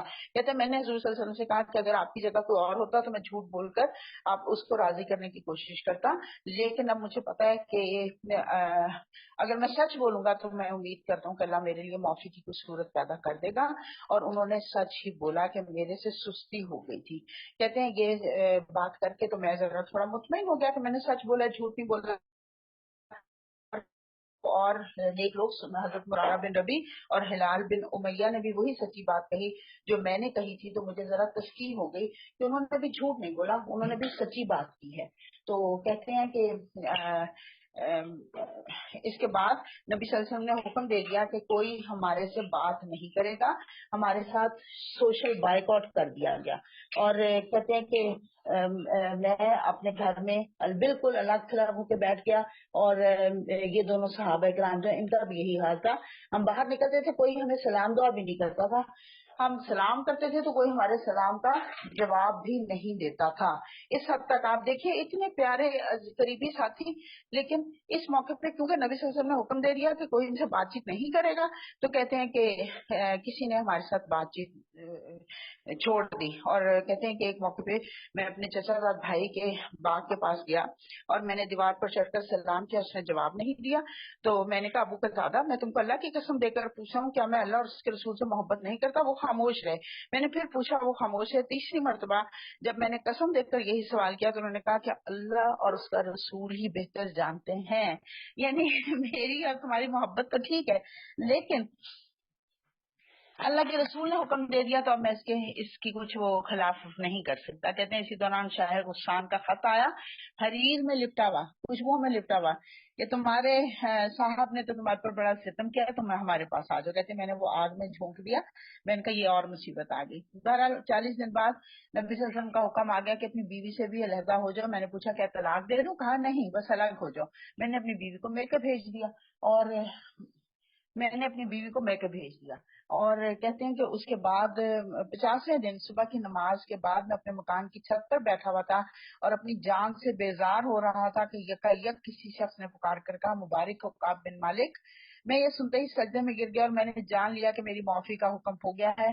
پھر تو فوج در فوج لوگ میرے گھر مبارک دینے کے لیے دوڑے اور میں مسجد نبی کی طرف گیا اور دیکھا کہ نبی صلی اللہ علیہ وسلم کا چہرہ مبارک خوشی سے دمک رہا تھا. کہتے ہیں اس سے پہلے جب میں مسجد میں جاتا تھا تو میں دیکھتا تھا کہ نبی صلی اللہ علیہ وسلم کا نکھیوں سے مجھے دیکھتے تھے، جب میں ان کو دیکھتا تھا تو وہ چہرہ مبارک پھیر لیتے تھے. دوبارہ کہتے ہیں اب چہرہ مبارک ان کا خوشی سے دمک رہا تھا. میں نے کہا، مجھے دیکھتے ہی میں نے سلام کیا. انہوں نے فرمایا تجھے مبارک ہو، یہ دن تیری زندگی میں سب سے بہترین دن ہے. میں نے پوچھا معافی حضور کی طرف سے ملی ہے یا اللہ کی طرف سے؟ اور حضرت محمد صلی اللہ علیہ وسلم نے فرمایا اللہ کی طرف سے. اور پھر یہ آیات سنائی. میں نے عرض کیا یا رسول اللہ میری توبہ میں یہ بھی شامل ہے کہ میں اپنا سارا مال اللہ کی راہ میں صدقہ کر دوں؟ فرمایا کچھ رہنے دو کہ یہ تمہارے لیے بہتر ہے. تو کہتے ہیں پھر میں نے کچھ حصہ رکھ لیا اور باقی صدقہ کر دیا. سبحان اللہ. حضرت ابو لبابہ کا بھی آپ دیکھیے، انہوں نے بھی صدقہ کر دیا، انہوں نے بھی سارا مال صدقہ کر دیا. یہ بہت اہم واقعہ ہے، میں اس کو ضرور بیان کیا کرتی ہوں، اس میں بہت سبق ہیں. اس وقت دورہ قرآن میں اس کے بارے میں زیادہ بات کرنے کا موقع نہیں، لیکن 2-3 باتیں آپ کو بتاؤں جو مجھے اس سے بہت بہت زیادہ مجھے اس سے وہ لگتی ہیں، اپیلنگ لگتی ہیں. آپ ایک دیکھیے کہ نبی صلی اللہ علیہ وسلم نے حکم دیا تو چوری چھپے بھی ان کو نہیں مل رہا. نبی صلی اللہ علیہ وسلم کے حکموں کی اتنی پابندی کرتے تھے. پھر اس کے بعد یہ کہ ان کو خود جب احساس ہو گیا، انہوں نے جھوٹ نہیں بولا. انہوں نے کہا پھر میں نے پکا وعدہ کر لیا کہ جس سچ نے مجھے بچایا ہے، یہ سچ کو میں کبھی ساری عمر نہیں چھوڑوں گا. سچ بولا انہوں نے، جو ہماری طرح سے بہانے نہیں کیا. ہم بہانے گھڑتے ہیں نا، ہم کلاسز میں نہیں آتے، پھر ہم بعد میں اگلے دن کو بہانہ کر کے بتا دیتے ہیں یہ ہو گیا وہ ہو گیا. اللہ تو دیکھ رہا ہے نا، میں نہیں دیکھ رہی، کوئی اور نہیں دیکھ رہا، اللہ تو دیکھ رہا ہے. تو اپنے بہانوں کو ذرا اپنے سنبھال کے رکھا کریں. بہانوں سے جو ہے وہ فائدے نہیں ہوتے کبھی بھی. اور پھر یہ دیکھیے کہ اٹریکشنز ان کو کتنی مل رہی ہیں. شاید غسان کی طرف سے خطا ہے، انہوں نے اس کو آگ میں جھونک دیا. ہمیں جب ذرا سا ہم لڑکتے ہیں، اٹریکشنز آتی ہیں، ہم سب کچھ چھوڑ چھاڑ کے واپس اپنی اسی دنیا رنگا رنگ دنیا میں گم ہو جاتے ہیں. اللہ فرمارا اللہ نے انہیں معاف کر دیا، بے شک اس کا معاملہ ان لوگوں کے ساتھ شفقت اور مہربانی کا ہے. اور ان تینوں کو بھی اس نے معاف کیا جن کے معاملے کو ملتوی کر دیا گیا تھا، 50 دن تک انتظار کرایا گیا. اور جب زمین اپنی ساری وسعت کے باوجود ان پر تنگ ہوگی اور ان کی اپنی حاجتیں، اپنی جانیں بھی ان پر بوجھ محسوس ہونے لگی، اور انہوں نے جان لیا کہ اللہ سے بچنے کے لیے کوئی جائے پناہ خود اللہ ہی کے دامن رحمت کے سوا نہیں ہے، تو اللہ اپنی مہربانی سے ان کی طرف پلٹا تاکہ وہ اس کی طرف پلٹ آئیں. یقیناً وہ بڑا معاف کرنے والا اور رحیم ہے. اے ایمان والو، یا ایھا الذین آمنوا اتقوا اللہ وکونوا مع الصادقین، اے لوگوں جو ایمان لائے ہو، اللہ سے ڈرو اور سچے لوگوں کا ساتھ دو، کیونکہ سچائی میں برکت ہے. ابھی میں نے آپ کو بتایا اسی سچائی کا کی بات ہو رہی ہے نا، کہ جس کی وجہ سے ان کو یہ فائدہ ہوا. اور ساتھ ہی ایک بہت اہم بات سمجھ لیجیے کہ وَكُونُوا مَعَ الصَّادِقِينَ کہا جا رہا ہے، اجتماعیت کا حکم دیا جا رہا ہے. گویا کہ زندگی گزارنے کے لیے تمہیں اجتماعیت کی ضرورت ہے. اچھے اور سچے لوگوں کا ساتھ تمہارے لیے بہت ضروری ہے. اچھا، ماں کانا لأہل المدینہ، نہیں تھا مدینہ کے باشندوں اور گرد و نواح کے بدوؤں کو یہ ہرگز زیب نہیں دیتا تھا کہ اللہ کے رسول کو چھوڑ کر گھر بیٹھ رہتے اور اس کی طرف سے بے پرواہ ہو کر اپنے اپنے نفس کی فکر میں لگ جاتے. اس لیے کہ ایسا کبھی نہیں ہوگا کہ اللہ کی راہ میں بھوک پیاس اور جسمانی مشقت کی کوئی تکلیف وہ جھیلیں، اور منکرین حق کو جو راہ ناگوار ہے اس پر کوئی قدم وہ اٹھائیں، اور کسی دشمن سے دعوت حق کا کوئی انتقام وہ لیں اور اس کے بدلے ان کے حق میں ایک عمل صالح نہ لکھ دیا جائے. اب آپ دیکھیے وہ جو حضور صلی اللہ علیہ وسلم کے صحابہ کرام ہیں، ان کا کردار بتایا جا رہا ہے. بہت اہم سبق کہ جب دین کو ہماری ضرورت ہو اس وقت ہماری اچھی تمنائیں اور ہماری اچھی سوچیں جو ہے وہ ہمیں غفلت میں مبتلا نہ کر دیں. وہ ہمیں بچا نہیں سکتی ہماری سوچیں اور ہماری اچھی تمنائیں. نماز، روزہ، حج، زکوٰۃ سب اپنی جگہ پہ ہے، لیکن دین کی خدمت کا جب وقت آئے، دین کو بچانے کا جب وقت آئے، اس وقت انسان محض سستی کی وجہ سے نہ نکلے تو یہ کوئی معمولی جرم نہیں ہے. معاشرے میں آپ دیکھیے، جب بھی میں نے جیسے ذکر کی کہ کتنا ڈسپلن تھا ان صحابہ کرام کا کردار جو ہم نے دیکھا ہے، ان کے ساتھ جو ان کا رویہ تھا، یہ ساری باتیں ہمیں اس واقعے میں پتہ چلی. اور اب آخر میں اللہ تعالیٰ نے بتا دیا کہ سچ بولنے والوں کو ان کا سچ ہی فائدہ دے گا، اور جو بھی وہ نیک عمل کریں گے وہ ان کے حق میں لکھا جائے گا. یقیناً اللہ کے ہاں محسنوں کا حق الخدمت مارا نہیں جاتا ہے. اسی طرح یہ بھی کبھی نہ ہوگا کہ اللہ کی راہ میں تھوڑا یا بہت وہ خرچ کریں اور جہاد کے لیے وہ کوششیں کریں اور اس کے لیے کوئی وادی وہ پار کریں اور ان کے حق میں سے لکھ نہ لیا جائے. یعنی ایک ایک قدم اللہ لکھتا ہے، ایک ایک قدم اللہ لکھتا ہے تاکہ اللہ ان کے سچے کارنامے کا صلہ انہیں عطا کرے. اس سے پتہ چلتا ہے کہ اگر سچے جذبے سے دین کی خدمت کا کوئی موقع میسر آئے تو ہمیں اپنی ساری مصلحتوں کو چھوڑ کر وہ موقع سے فائدہ اٹھانا چاہیے. صرف ارادہ اور نیت کافی نہیں ہے، عملی طور پہ کچھ نہ کچھ کرنا ہوگا. حضرت عمر کے زمانے میں ہر جو اچھا یہ بات میں آگے آیت پڑھ کے پھر آپ کو بتاتی ہوں. اور یہ کچھ ضروری نہیں تھا وَمَا كَانَ الْمُؤْمِنِينَ لِيَنْفِرُوا كَافَّةً کہ تم سب کے سب نکل کھڑے ہو.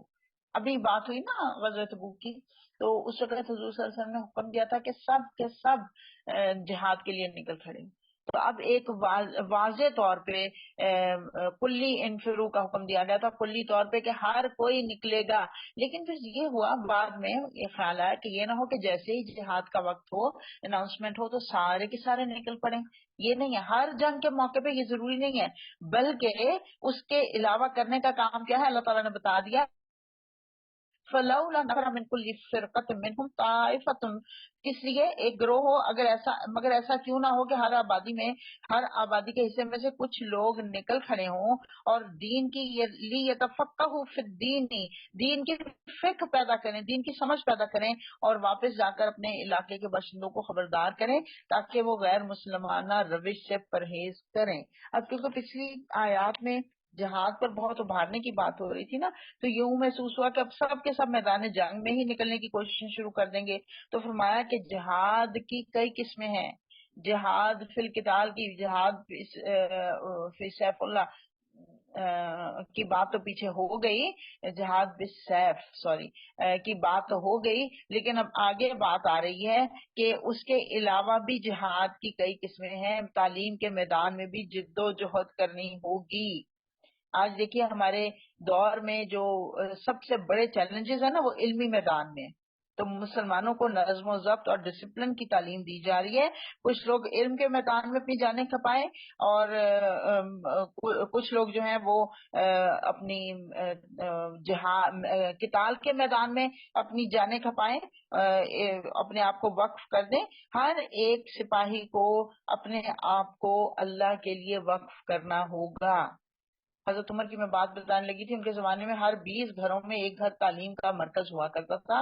ہر علاقے میں پیڈ ٹیچر بھیجے جاتے تھے، کیونکہ جس تیزی سے اسلام پھیل رہا تھا ضروری تھا کہ دین کی تعلیم کو نو مسلم لوگوں کے اندر عام کیا جائے، ان کو تعلیم دی جائے.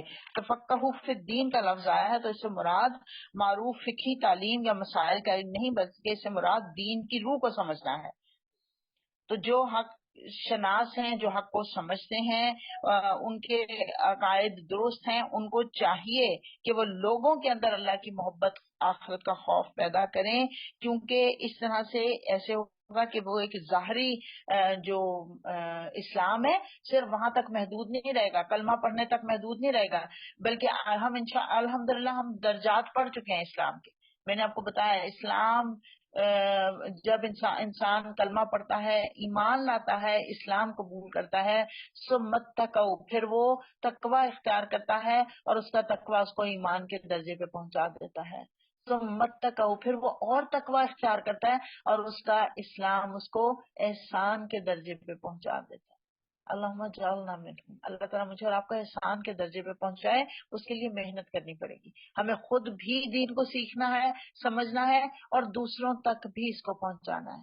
اگر ہم یہ درجہ بدرجہ سٹیپ بائی سٹیپ اوپر نہیں جائیں گے، خدا نہ خواستہ نعوذ باللہ ہم step by step down word چلے جائیں گے، زمین کی طرف چلے جائیں گے، اور پھر زمین پر گر جائیں گے، جو مثال دی گئی کتے کی طرح سے، جو علم آ جانے کے بعد گدھے کے اوپر لدی ہوئی کتابوں کی طرح سے علم آ جانے کے بعد زمین پر گر جاتے ہیں. وہ کون لوگ ہوتے ہیں؟ جو اپنا وقت نہیں لگاتے دین کے اوپر. یاد رکھیے ہمارا دین سب سے بڑا تقاضا ہم سے وقت کا کرتا ہے. اپنے وقت کو دین کے اوپر لگائیے، دین سیکھنے کے لیے، دین سمجھنے کے لیے، دین سمجھانے کے لیے. یہ سب سے بڑا تقاضا ہے. ہم اس کو بھولے ہوئے ہیں، اس کے اوپر ہم نے غور ہی نہیں کیا کبھی. اچھا ایک اور بات بھی ہے، اس آیت کا ایک مفہوم تو یہی کیا گیا کہ سب کے سب جہاد پر نہ نکل جاؤ، بلکہ کچھ لوگ دین کو پھیلانے والے بنو، تفقہوا فی الدین کا کام کرو. ایک بات اس سے اور بھی کچھ مفسرین نے اس سے ایک اور رائے بھی لی کہ حضرت محمد صلی اللہ علیہ وسلم کی جب بعثت ہوئی تو لوگ دور دراز علاقوں میں تھے، ہر ایک کا شوق تھا کہ ہم محمد صلی اللہ علیہ وسلم کو ملیں، ان کے پاس جا کر دین کو سیکھیں. کہا کہ سارے کے سارے نہیں جا سکتے، وہاں مدینہ میں ساری یلغار ہو جائے گی پورے عرب کی، تو پھر کیا ہوگا؟ اس لیے کچھ لوگ تمہاری بستیوں میں سے جائیں، حضرت محمد صلی اللہ علیہ وسلم سے دین سیکھ کر آئیں، اور پھر اپنی بستی میں آ کے دین کو لوگوں تک پہنچائیں. دوسری تفسیر یہ کی گئی شاید کہ دونوں تفسیر ٹھیک ہیں، دونوں تفسیر ٹھیک ہیں. لِيُنذِرُوا قَوْمَهُمْ تاکہ وہ ڈراوے دیں لوگوں کو، اذا راجعوا جب وہ ان کی طرف پلٹ کر آئیں، لعلہم یحذرون شاید کہ وہ تقوی اختیار کریں، شاید کہ وہ اللہ کا ڈر اختیار کریں. یا ایھا الذین آمنوا اے لوگوں جو ایمان لائے ہو، قاتلوا الذین یلونکم من الکفار لو ایمان لاؤ جنگ کرو ان منکرین حق سے جو تم سے قریب ہیں، اور چاہیے کہ وہ تمہارے اندر سختی پائیں، اور جان لو گے اللہ متقیوں کے ساتھ ہے. جب کوئی نئی صورت نازل ہوتی ہے تو ان میں سے بعض لوگ مذاق کے طور پر مسلمانوں سے پوچھتے ہیں کہ کہو تم میں سے کس کے ایمان میں اس سے اضافہ ہوا. اس کا جواب یہ ہے کہ جو لوگ ایمان لائے ہیں ان کے ایمان میں تو واقعی ہر نازل ہونے والی صورت نے اضافہ ہی کیا ہے. یہ جو منافقین تھے جو مذاق اڑاتے تھے، اچھا اس سے کتنا اضافہ ہو گیا. یاد رکھیے ایمان والوں کو ایک آیت بھی ایمان میں اضافہ کرنے کا باعث بنتی ہے. پوری صورت تو کجا، وہ تو بہت بڑی بات ہے. ایک آیت بھی ایمان میں اضافہ کا باعث بنتی ہے، اور وہ اس سے دل شاد ہیں، خوش ہیں اس سے. البتہ جن لوگوں کے دلوں کو نفاق کا روگ لگا ہوا تھا ان کے سابق نجاست پر ہر نئی صورت نے ایک اور نجاست کا اضافہ کر دیا، اور وہ مرتے دم تک کفر ہی میں مبتلا رہے. استغفر اللہ العظیم. یعنی جو دین کا مذاق اڑانے والے تھے نا، اس کو برا سمجھتے تھے نا، ہر نئی صورت جب نازل ہوتی تھی اس کے اوپر اور بکواسات کرتے تھے، منہ سے مغلظات بدل بکتے تھے، تو ان کے عذاب میں اضافہ ہوتا چلا گیا. کیا یہ لوگ دیکھتے نہیں کہ ہر سال ایک دو مرتبہ یہ آزمائش میں ڈالے جاتے ہیں. صرف ان کی بات نہیں ہے، یہ ہر انسان کے ساتھ ایسا ہوتا ہے. ہر سال میں ایک دو جھٹکے لگتے ہیں، بعض اوقات کوئی جسمانی لاحقہ لگ جاتا ہے، کئی طور پہ ذہنی کوئی دھچکا لگ جاتا ہے. ہر وقت انسان جو ہے وہ دکھ اور سکھ ساتھ ساتھ ہے نا زندگی کے. اللہ آزمائش میں ضرور ڈالتا ہے ہر ایک کو، مگر اس پر بھی نہ توبہ کرتے ہیں نہ کوئی سبق لیتے ہیں. مومن کا حال ہم نے پڑھا حدیث مبارکہ میں، اچھائی ملتی ہے شکر کرتا ہے اجر پاتا ہے، مصیبت آتی ہے صبر کرتا ہے اجر پاتا ہے. اور یہ منافقین نہ ان کو یہ پتا ہے اس گدھے کی طرح جس کو پتا نہیں کہ اس کے مالک نے اس کو کیوں باندھا، اس کو پتا نہیں اس کے مالک نے اس کو کیوں چھوڑا. یہ ایسے ہوتے ہیں نا جو کافر ہوتے ہیں، ان کو پتا ہی نہیں کیوں ملی آسائشیں، پتہ ہی نہیں کیوں آئی تنگی، پتہ ہی نہیں. مومن کو ایک ٹھوکر بھی لگتی ہے تو وہ چونک جاتا ہے کہ میرے کسی گناہ کی وجہ سے یہ ہوئی، اور اس گناہ پہ اللہ سے توبہ کر لیتا ہے. جب کوئی صورت نازل ہوتی ہے تو یہ لوگ آنکھوں ہی آنکھوں میں ایک دوسرے سے باتیں کرتے ہیں کہ کہیں تم کو کوئی دیکھ تو نہیں رہا، پھر چپکے سے نکل بھاگتے ہیں. اللہ نے ان کے دل پھیر دیے کیونکہ یہ ناسمجھ لوگ ہیں. ان کے دلوں میں تو کوئی ہے ہی نہیں، چاہت ہی نہیں ہے کوئی سبق حاصل کرنے کی. حضرت محمد صلی اللہ علیہ وسلم نے فرمایا کہ 3 جگہوں پر اپنے دلوں کا جائزہ لے لیا کرو: تنہائی میں، ذکر کی مجلس میں، اور قرآن پڑھتے ہوئے. تمہارے دل کا کیا حال ہے؟ میں نے بھی جائزہ لینا، آپ نے بھی. قرآن پڑھتے ہوئے، قرآن سنتے ہوئے آپ کے دل کی کیا حالت ہے؟ کیا آپ اس انتظار میں ہیں کہ اچھا گھنٹہ گزر گیا بس گھنٹہ ہی رہ گیا؟ اس انتظار میں کہ بس یہ وقت بھی گزر جائے گا، چلو شکر ہے 10 پارے ہو گئے 20 ہی رہ گئے نا؟ اس انتظار میں یہ دن کو شوق ہے کہ ہائے ہائے 10 پارے گزر گئے، اتنی جلدی پتہ بھی نہیں چلا. اللہ تعالیٰ آگے مجھے عمل کی توفیق دے، آگے سیکھنے کی توفیق دے. یہ ہم نے اپنا جائزہ لینا. خود ہی حضرت محمد صلی اللہ علیہ وسلم نے ہمیں بتا دیا، اصول بتا دیا. لقد جاءکم رسول من انفسکم، دیکھو تم لوگوں کے پاس ایک رسول آیا ہے جو تم ہی میں سے ہے. تمہارا نقصان میں پڑنا اس پر شاق گزرتا ہے، اس کو برا لگتا ہے. تمہاری فلاح کا وہ لالچی ہے، اس کو ہے شوق ہے کہ تمہیں ہمیشہ فلاح ہی ملتی رہے. اور وہ ایمان لانے والوں کے لیے رؤوف الرحیم ہے. رؤوف فتن ایسی رحمت کو کہتے ہیں جو کسی کمزوری میں جوش آئے، جیسے کہ باپ کی شفقت. حضور صلی اللہ علیہ وسلم اور آپ کے صحابہ کا تعلق باپ اور اولاد کا سا تھا. آپ اپنے صحابہ کے لیے باپ کی طرح سے تڑپتے تھے کہ یہ ایمان لے آئے، ایمان میں بڑھوتری ہو ان کی. تو یہ باپ جو ہے، آپ کو پتا ہے ایک حدیث میں باپ کا ذکر آیا. نمبر 1 باپ جو پیدا کرتا ہے، نمبر 2 استاد بھی باپ کی طرح ہی ہوتا ہے، اور تیسرا سسر. اور ایک روایت اور ہے کہ باپ تمہیں آسمان سے زمین پر لاتا ہے اور استاد تمہیں زمین سے عرش پر پہنچا دیتا ہے. اسی لیے میں ہمیشہ کہا کرتی ہوں میں آپ کی ماں کی طرح سے ہوں. استاد جو ہوتا ہے وہ ماں اور باپ کی طرح سے ہوتا ہے. الحمدللہ اللہ تعالیٰ اس تعلق کو قائم رکھے. تو یہاں پہ یہ حضرت محمد صلی اللہ علیہ وسلم کی صفات کیا مومنوں کے لیے بہت رفیق اور رحیم ہے. مومنوں کا مشکل میں پڑنا بہت آپ کو گراں گزرتا ہے. آپ بہت مومنوں کے لیے کنسرننگ تھے. آپ کو ہم ذرا نا اپنے اپنے دلوں کو ٹٹول کر دیکھیں کیا ہمارے دلوں میں بھی محمد صلی اللہ علیہ وسلم کے لیے وہ محبت ہے؟ آپ کے احسان کا کوئی احساس ہے؟ آپ کے لائے ہوئے مشن کو ہم آگے بڑھانے کے لیے کوئی کوششیں کر رہے ہیں؟ آپ کے وارث ہیں نا میں اور آپ کی امت کی ذمہ داری کیا ہے کہ ہم جو کچھ ہمیں محمد صلی اللہ علیہ وسلم نے دیا اور کتنا کچھ دیا اور ہم نے اس کے بدلے میں کیا کیا ہے، ہم حضرت محمد صلی اللہ علیہ وسلم کو حشر کے دن کیا منہ دکھائیں گے؟ کبھی اس پہ غور کیا؟ ہم کہتے ہیں ہم سفارش، آپ ہمارے لیے دعا کیجئے، سفارش کیجئے، لیکن ہم آپ کے دین کے لیے کیا کوششیں کر رہے ہیں؟ ہمارے پاس دین کو دینے کے لیے وقت نہیں، ہمارے پاس وقت نہیں ہے. ہمیں دنیا نے اتنا الجھایا، ہم اب جانتے بوجھتے دیکھتے بھالتے ہوئے بھی ہم دین پہ وقت نہیں لگا رہے. حضرت محمد صلی اللہ علیہ وسلم نے فرمایا میں تمہیں تمہاری پشتوں سے پکڑ کر کھینچ رہا ہوں، لیکن تم مجھ سے دامن چھڑا چھڑا کر زبردستی نارے جہنم میں داخل ہوئے جاتے ہو. یہ ہے نا ہمارا طریقہ ہے. اللہ تعالیٰ ہمیں ہدایت کے راستے پہ رکھے، حضرت محمد صلی اللہ علیہ وسلم کے طریقوں پہ چلنے والا بنائے. فَإِن تَوَلَّوْا فَقُلْ، پھر اگر یہ لوگ تم سے منہ پھیرتے ہیں تو اے محمد صلی اللہ علیہ وسلم آپ کہہ دیجئے حسبی اللہ، میرے لیے اللہ کافی ہے. لا الہ الا ہوا، نہیں ہے کوئی اللہ سوائے اس کے. علیہ توکلت، اسی کے اوپر میں نے بھروسہ کیا. وہ رب العرش العظیم، اور وہ تمام عرش عظیم کا مالک ہے، اسی پر میں نے بھروسہ کیا.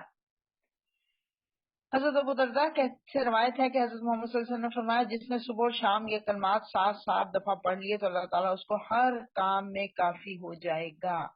یہ ہمارے صبح شام کے اذکار میں شامل ہونا چاہیے.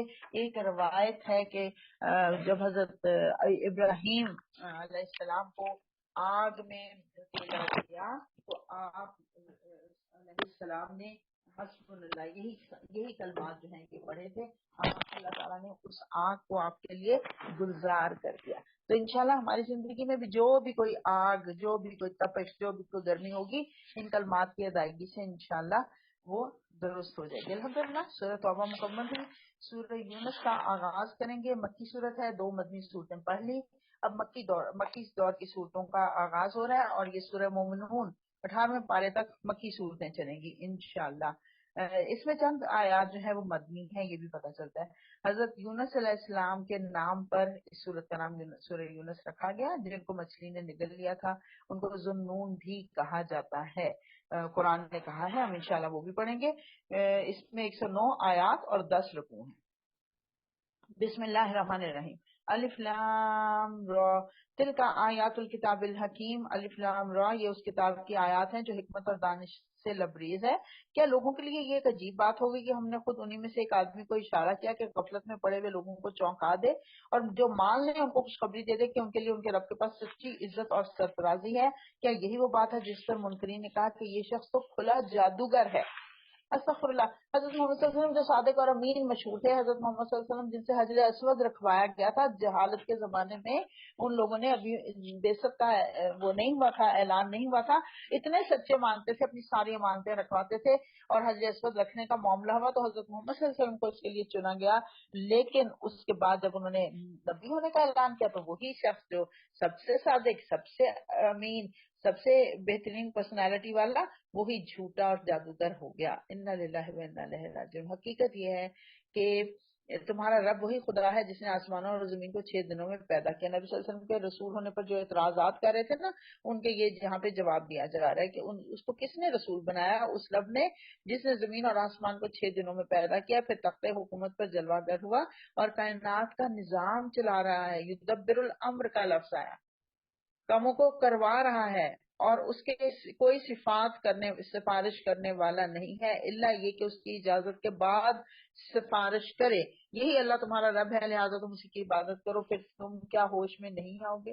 یہاں پہ شفاعت کا تصور واضح طور پہ بتا دیا گیا کہ جس کو اللہ اجازت دے گا وہی شفاعت دے گا. حضور صلی اللہ علیہ وسلم کو اللہ شفاعت کا حق دے گا جب اللہ چاہے گا. حضرت ابو ہریرہ سے مروی ہے کہ اے اللہ کے رسول آپ کی شفاعت کا حقدار کون ہوگا؟ حضور صلی اللہ علیہ وسلم نے جواب دیا مجھے یقین تھا کہ تم سے پہلے مجھ سے کوئی یہ سوال نہیں پوچھے گا. حضرت ابو ہریرہ نے پوچھا تھا یہ سوال حضور صلی اللہ علیہ وسلم سے کہ آپ کی شفاعت کا حقدار کون ہوگا. آپ نے فرمایا مجھے یقین تھا کہ تم سے پہلے یہ کوئی مجھ سے سوال نہیں پوچھے گا. اللہ کی قسم وہ جو اللہ کی سچے دل سے اطاعت کرے گا اس کی میں سفارش کروں گا. واضح ہو گیا. ابھی میں نے جیسے پہلے کہا کہ حضرت ابو فراس نے کہا تھا مجھے آپ کا ساتھ چاہیے، اپنے کا سجدوں کی کثرت سے میری مدد کرنا. کس منہ سے سفارش کروں گا؟ میں کہوں گا اللہ تعالیٰ یہ اتنے سجدے کرتا تھا، آپ کو اس کے حق میں جنت لکھ دیجیے. ہم وہاں پہ جا کے کہیں گے اللہ تعالیٰ اللہ کے نبی صلی اللہ علیہ وسلم ہماری سفارش کر دیں، اور ہماری اوقات کیا ہے؟ اللہ کے نبی پوچھیں گے کتنا ٹائم دیا تھا اللہ کے دین کو؟ 5 نمازیں فرض نمازیں پڑھ کے آگے، وہ بھی دنیا جس کے اندر دل میں بسی ہوئی تھی، جن نمازوں میں دل کے اندر دنیا کی یادیں تھی، دنیا کی باتیں تھی، وہ 5 نمازیں پڑھ کے آ کے تم کیا یہ سفارش کر دو؟ تم نے کوئی کام تو کیا نہیں سفارش والا. سفارش کروانے جاتے ہیں تو کوئی لے کے جاتے ہیں نا، اپنی اہلیت ثابت بھی کرتے ہیں سفارش کے لیے، تو وہ سفارش کی اہلیت ہے میرے اور آپ کے اندر. حضرت محمد صلی اللہ علیہ وسلم کو سفارش کا اختیار دیا جائے گا انشاءاللہ ضرور. یہ ہم بات آگے چل کے انشاءاللہ پڑھیں گے دوبارہ سے جہاں پہ سفارش کی بات آئے گی. اور کون سی چیزیں ہیں جو ہمارے حق میں سفارش کریں گی انشاءاللہ یہ بھی پڑھیں گے آگے چل کے. اللہ تعالیٰ مجھے اور آپ کو اس کا اہل کرے. اللہ فرما رہا ہے یہی اللہ تمہارا رب ہے لہٰذا تم اسی کی عبادت کرو. پھر کیا تم ہوش میں نہیں آؤ گے؟ اسی کی طرف تم سب کو پلٹ کر جانا ہے. یہ اللہ کا پکا وعدہ ہے. بے شک پیدائش کی ابتدا وہی کرتا ہے، پھر وہی دوبارہ پیدا کرے گا تاکہ جو لوگ ایمان لائے اور جنہوں نے نیک اعمال کیے ان کو پورے انصاف کے ساتھ جزا دے، اور جنہوں نے کفر کا طریقہ اختیار کیا وہ کھولتا ہوا پانی پیے. استغفر اللہ العظیم واتوب الیہ. اور دردناک سزا بھگتیں اس انکار حق کے بدلے میں جو وہ کرتے رہے ہیں. والذی جعل الشمس ضیاء والقمر نورا، وہ وہی ہے جس نے سورج کو خوب روشن بنایا اور چاند کو چمک دی اور چاند کے گھٹنے بڑھنے کی منزلیں ٹھیک ٹھیک مقرر کر دی تاکہ تم اس سے برسوں اور تاریخوں کے حساب معلوم کرو. اللہ نے یہ سب کچھ کھیل کے طور پر نہیں بلکہ بامقصد ہی بنایا ہے.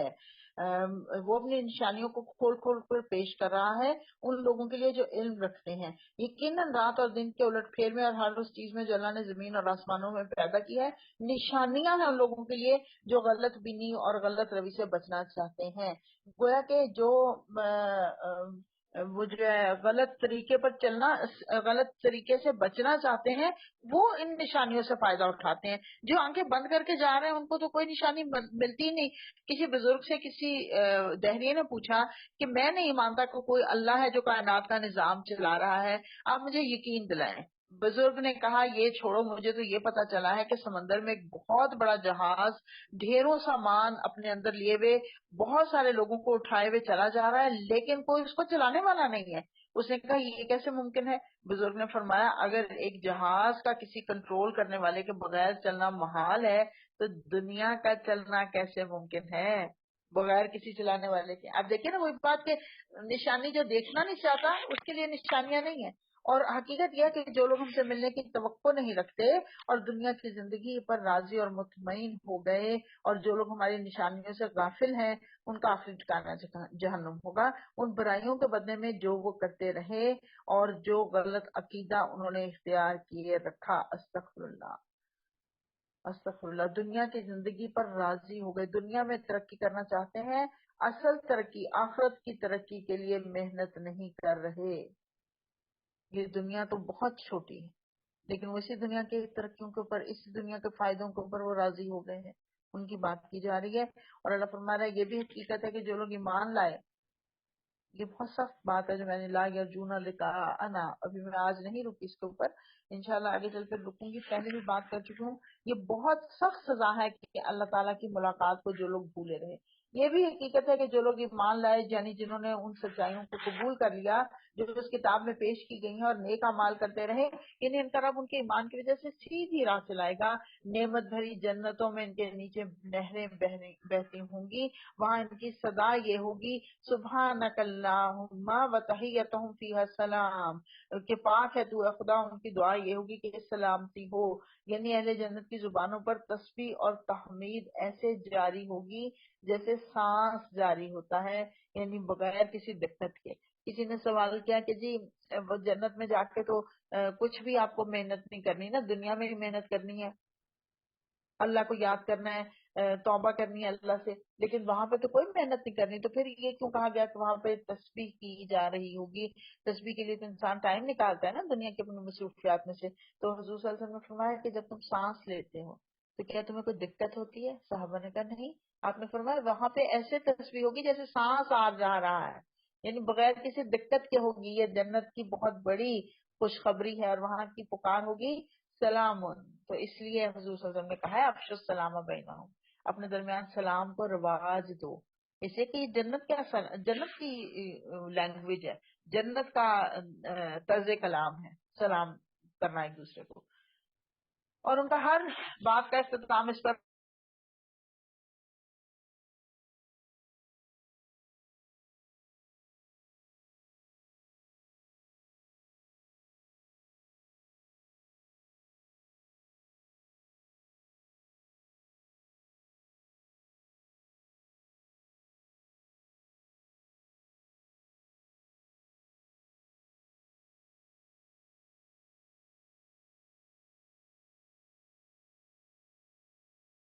مانگنے، خیر کو مانگنے میں جلدی کرتا ہے، اسی طرح برائی مانگنے میں بھی جلدی کرتا ہے۔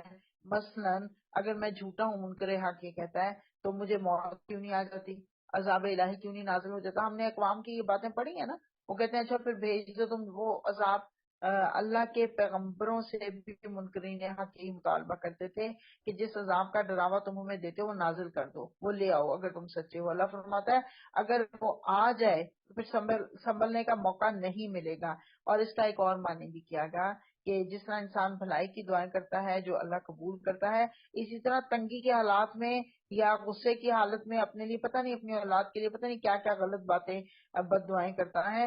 خاص طور پر خواتین جو بچوں سے اکثر بد دعائیں بچوں کو دیتی رہتی ہیں، تو اللہ تعالیٰ یہاں پہ فرما رہا ہے کہ ان پر ان کی دعاؤں کی وجہ سے پکڑنے لگے تو جلد ہی ان کے اوپر موت طاری کر دیں۔ حدیث مبارکہ ہے تم اپنے لیے اپنی اولاد کے لیے بد دعائیں نہ کیا کرو، کہیں ایسا نہ ہو کہ تمہاری بد دعائیں اس گھڑی کو پالیں کہ جو دعائیں قبول کرنے کی گھڑی ہے بس وہ تمہاری دعائیں قبول کر لے گا۔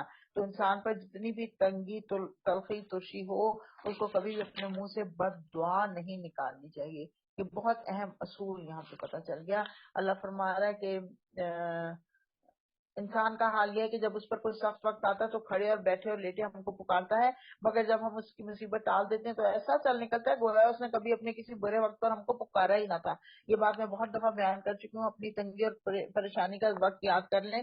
بیمار تھے آپ کا بچہ کوئی پریشانی تھی، کس طرح تڑپ تڑپ کے اللہ کو پکارتے تھے، اور جب وہ ٹائم گزر گیا اب کبھی یاد ہی نہیں آتا کہ اللہ بھی کوئی ہستی ہے۔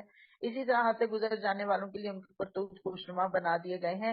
لوگوں تم سے پہلے کی قوموں کو جو اپنے زمانے میں برسر عروج تھی ہم نے ہلاک کر دیا جب انہوں نے ظلم کا طریقہ اختیار کیا، اور ان کے رسول ان کے پاس کھلی کھلی نشانیاں لے کر آئے اور انہوں نے ایمان لا کر ہی نہ دیا۔ اس طرح مجرموں کو ان کے جرائم کا بدلہ دیا کرتے ہیں۔ اب ان کے بعد ہم نے تم کو زمین میں ان کی جگہ دی ہے تاکہ دیکھیں تم کیسے عمل کرتے ہو۔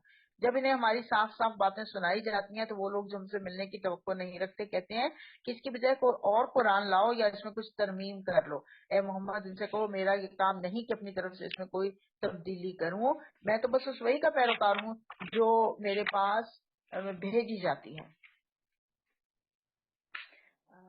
اگر میں اپنے رب کی نافرمانی کروں تو مجھے ایک بڑے ہولناک دن کے عذاب کا ڈر ہے، اور کہو اللہ کی مرضی اگر اللہ کی مشیت یہی ہوتی تو میں یہ قرآن تمہیں کبھی نہ سناتا اور اللہ تمہیں اس کی خبر تک نہ دیتا۔ آخر اس سے پہلے میں ایک عمر تمہارے درمیان گزار چکا ہوں، کیا تم عقل سے کام نہیں لیتے؟ پھر اس سے ایک بڑھ کر ظالم اور کون ہوگا جو جھوٹی بات گھڑ کر اللہ کی طرف منسوخ کرے یا اللہ کی واقع آیات کو جھوٹا قرار دے۔ یقیناً مجرم کبھی فلاح نہیں پاتے۔ اللہ کے نبی کہہ رہے ہیں کہ کیا میں تمہارے درمیان ایک عمر نہیں گزار چکا؟ ابھی میں جیسے ذکر کر چکی ہوں صادق اور امین کہلاتے تھے اور صادق الوعد، لیکن جب نبوت کا اعلان کیا وہی صادق اور امین جو ہے وہ جھوٹے اور ساحر اور کذاب بن گئے. اور یہ لوگ اللہ کے صفام کی پرستش کر رہے ہیں جن کو نہ نقصان پہنچا سکتے ہیں نہ کفر کر سکتے ہیں. سوری نہ نقصان پہنچا سکتے ہیں نہ نفع دے سکتے ہیں. ولا ينفعهم. اور کہتے ہیں یہ کہ اللہ کے ہاں یہ ہمارے سفارشی ہیں. اے محمد ان سے کہو کیا تم اللہ کو اس بات کی خبر دیتے ہو جس سے وہ نہ آسمانوں میں جانتا ہے نہ زمین میں. پاک ہے وہ اور بالا و برتر ہے اس شرک سے جو یہ لوگ کرتے ہیں. یعنی اللہ تعالیٰ نے یہ کہیں نہیں دعاؤں کی قبولیت کے لیے یہ کہیں نہیں لکھا فلاں مزار پر جا کے دعا کرو گے تو قبول ہو جائے گی.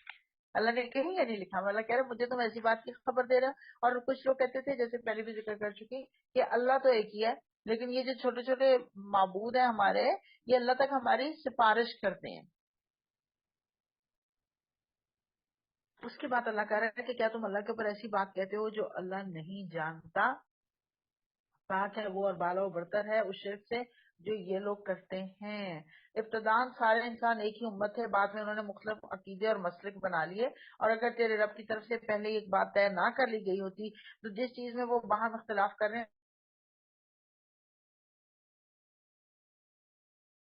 نہ اتاری گئی تو ان سے کہو غیب کا مالک اور مختار تو اللہ ہی ہے. اچھا انتظار کرو میں بھی تمہارے ساتھ انتظار کرتا ہوں. لوگوں کا حال یہ ہے کہ مصیبت کے بعد جب ہم ان کو رحمت کا مزہ سکھاتے ہیں تو فوراً ہی وہ ہماری نشانیوں کے معاملے میں چال بازیاں شروع کر دیتے ہیں. ان سے کہو اللہ اپنی چال میں تم سے زیادہ تیز ہے. اس کے فرشتے تمہاری سب مکاریوں کو قلم بند کر رہے ہیں. وہ اللہ ہی ہے جو تم کو خشکی اور تری میں چلاتا ہے. چنانچہ جب تم کشتیوں میں سوار ہو کر بعد موافق پر فرحاں اور شاداں سفر کر رہے ہوتے ہو اور پھر یکایک بعد مخالف کا زور ہوتا ہے اور ہر طرف سے موجوں کے تھپیڑے لگتے ہیں اور مسافر سمجھ لیتے ہیں کہ طوفان میں گھر گئے. اس وقت سب اپنے دین کو اللہ کے لیے خالص کر کے اس سے دعائیں مانگتے ہیں کہ اگر تو نے ہم کو اس بلا سے نجات دے دی تو ہم شکر گزار بندے بنیں گے. میں نے آپ کو اکرمہ بن ابی جہل کی بات ابھی بتائی جو کچھ دن پہلے ہی بتائی تھی کہ کیسے انہوں نے جب کشتی میں انہوں نے دیکھا کہ لوگ اللہ کو پکار رہے ہیں تو انہوں نے کہا کہ اگر اللہ اس سمندر کا رب ہے تو یقیناً خشکی کا رب بھی یہی اللہ ہوگا. اگر میں بچ گیا تو میں اسلام قبول کر لوں گا. اور الحمدللہ انہوں نے اسلام قبول کر لیا. لیکن عام طور پہ وہی بات جو میں نے ابھی مثال دی کہ ہم جب تھپیڑوں میں ہوتے ہیں نا موجوں کے تھپیڑوں میں اس وقت ہم اللہ کو یاد کرتے ہیں. جیسے ہی ہماری کشتی صحیح سلامت زمین پر آ لگتی ہے اللہ کو بھول بھال جاتے ہیں. اللہ کہہ رہا ہے مگر جب ان کو بچا اور یہ بات وہی تو اگر تو نے ہم کو اس بلا سے نجات دے دی تو ہم شکر گزار بندے بنیں گے. اس بارے میں یہ بھی آتا ہے روایات میں آتا ہے کہ 7 سال کا قحط آیا تھا مدینہ میں. تو اس وقت یہ مدینہ والے حضرت محمد صلی اللہ علیہ وسلم کے پاس آ کر جیسے وہی فرعون کے زمانے میں ہوتا تھا نا جب کوئی طوفان آتا تھا کوئی مصیبت آتی تھی وہ ان کے پاس آ کر کہتے تھے اپنے رب سے ہمارے لیے دعا کرو اگر ہم بچ گئے تو ہم تمہارے رب پر ایمان لے آئیں گے. لیکن جیسے ہی بچ جاتے تھے بھول بھال جاتے تھے ویسے ہی یہ مدینہ والے بھی آئے تھے مکہ والے بھی آئے تھے حضور صلی اللہ علیہ وسلم کے پاس. 7 سال مکہ میں قحط پڑا تھا لیکن جب اللہ نے وہ قحط دور کر دیا تو یہ بالکل اپنے وعدوں کو بھول گئے.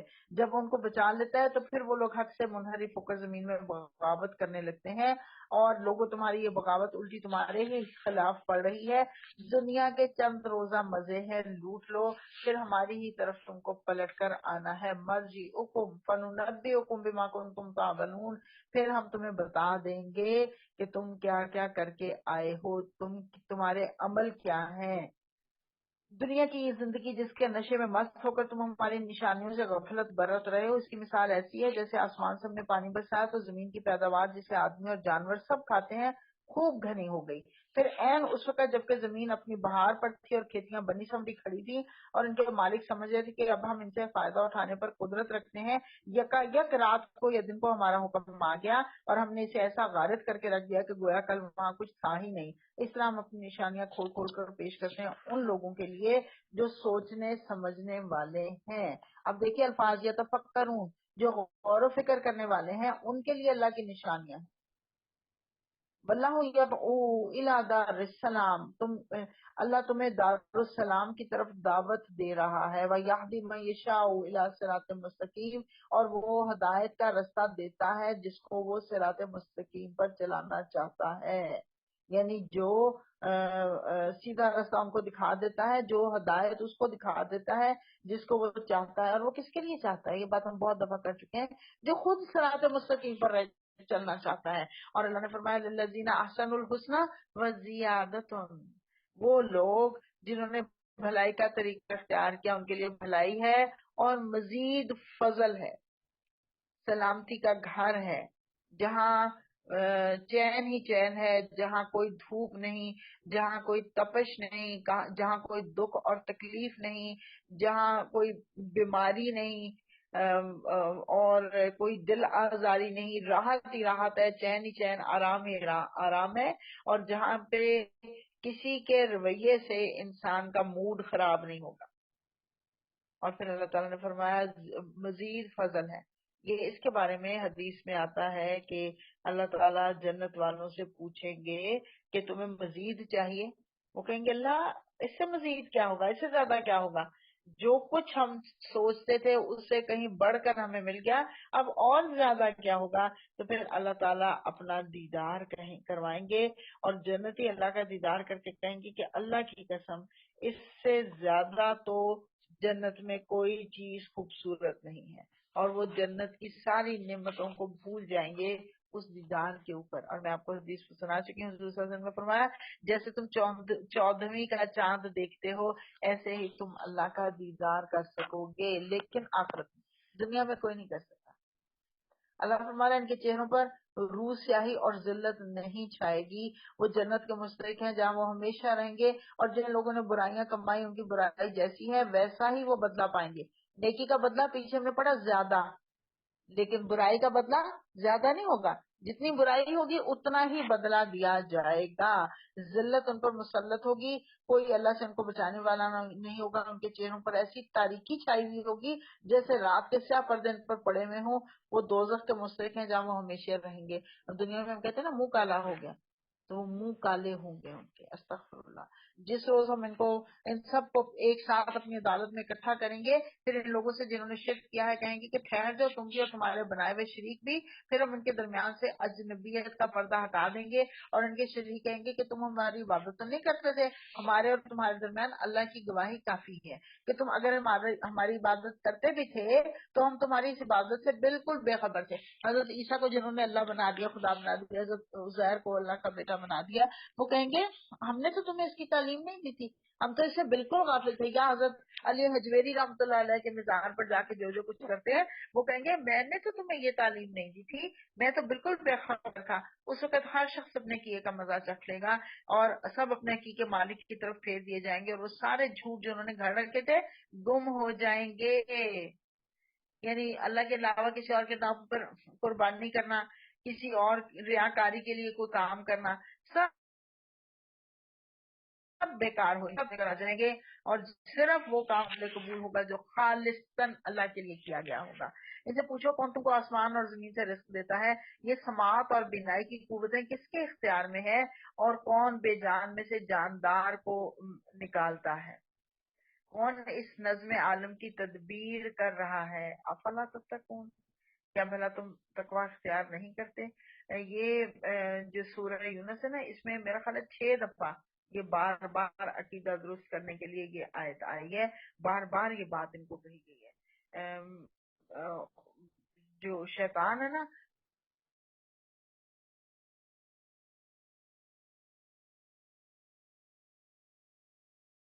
وہ ان سے ملتا ہے، اگر فسق سے جائے تو پھر گناہ میں اطلاع کر دیتا ہے. یہ ابن تیمیہ رحمۃ اللہ علیہ کا قول ہے، ابن تیمیہ رحمۃ اللہ علیہ کا قول. یہ شیطان کا یہ شیطان کا طریقہ ہے، تو وہ انسان کو ان گناہوں میں مبتلا کرتا چلا. اور پھر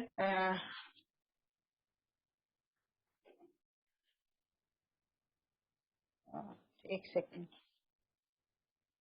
وہ ضرور کہیں گے، ہاں پیچھے یہاں پہ سے ہے کہ ان سے پوچھو کہ کون تم کو آسمان اور زمین سے رزق دیتا ہے، یہ سماعت اور بینائی کی قوتیں کس کے اختیار میں ہیں، کون بے جان میں سے جاندار کو اور جاندار میں سے بے جان کو نکالتا ہے، کون اس نظم عالم کی تدبیر کر رہا ہے، وہ ضرور کہیں گے کہ اللہ۔ کہو پھر تم حقیقت کے خلاف چلنے سے پرہیز نہیں کرتے، تب تو یہی اللہ تمہارا حقیقی رب ہے، پھر حق کے بعد گمراہی کے سوا اور کیا باقی رہ گیا، آخر یہ تم کدھر پھر آئے جا رہے ہو۔ اے نبی صلی اللہ علیہ وسلم دیکھو اس طرح نافرمانی اختیار کرنے والوں پر تمہارے رب کی بات صادق آ گئی تو وہ مان کر نہیں دیں گے۔ قل هل من شرکائکم، ان سے پوچھو تمہارے ٹھہرائے ہوئے شریکوں میں کوئی ہے جو تخلیق کی ابتدا بھی کرتا ہو، یبدأ الخلق ثم یعیدہ، پھر اس کو دوبارہ بھی کرنے والا ہو۔ میں نے آپ کو بتایا تھا ابدا بدا، نئے سرے سے پیدا کرنا، اعادہ کرنا، اس کو ریپیٹ کرنا۔ تو اللہ فرما رہا ہے ان سے پوچھو کوئی ہے تمہارے خداؤں میں سے جن سے تم توقع کرتے ہو کہ وہ تخلیق بھی کریں اور پھر تخلیق کرنے کے بعد ختم کرنے کے بعد دوبارہ سے اس کو بنا لیں۔ کہو صرف اللہ ہی ہے جو تخلیق کی ابتدا بھی کرتا ہے اور اس کا اعادہ بھی کرتا ہے، پھر تم یہ کس الٹی راہ پر چلائے جا رہے ہو۔ ان سے پوچھو تمہارے ٹھہرائے ہوئے شریکوں میں کوئی ایسا بھی ہے جو حق کی طرف رہنمائی کرتا ہو۔ قل اللہ یہدی للحق، کہو وہ صرف اللہ ہی ہے جو حق کی طرف رہنمائی کرتا ہے، پھر بھلا بتاؤ جو حق کی طرف رہنمائی کرتا ہے وہ اس کا زیادہ مستحق ہے کہ اس کی عبادت کی جائے، اس کی پیروی کی جائے، یا وہ جو خود راہ نہیں پاتا اللہ یہ کہ اس کی رہنمائی کی جائے۔ آخر تمہیں ہو کیا گیا ہے، کیسے الٹے الٹے فیصلے کرتے ہو۔ حقیقت یہ ہے کہ ان میں سے اکثر لوگ محض قیاس اور گمان کے پیچھے چلے جا رہے ہیں، حالانکہ گمان حق کی ضرورت کو کچھ بھی پورا نہیں کرتا۔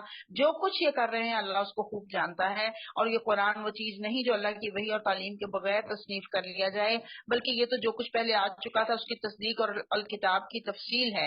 اس میں کوئی شک نہیں کہ یہ فرما روائے کائنات کی طرف سے ہے۔ کیا یہ لوگ کہتے ہیں کہ پیغمبر نے اسے خود تصنیف کر لیا؟ کہو اگر تم اپنے اس الزام میں سچے ہو تو ایک صورت اس جیسی تصنیف کر لاؤ اور ایک اللہ کو چھوڑ کر جس جس کو بلا سکتے ہو مدد کے لیے بلا لو۔ پڑھ چکے ہیں سورہ البقرہ کے اندر بھی، یہاں پہ بھی پڑھیں، آگے چل کے پھر پڑھیں گے، میں کل سورہ شورا میں آئے گا پھر۔ تو یہ بار بار ان کو انویٹیشن کیا گیا۔ اصل یہ ہے کہ جو چیز ان کے علم کی گرفت میں نہیں آئی اور جس کی دلیل بھی ان کے سامنے نہیں، اس کو انہوں نے خواہ مخواہ جھٹلا دیا۔ اسی طرح تو ان سے پہلے کے لوگ بھی کر چکے ہیں۔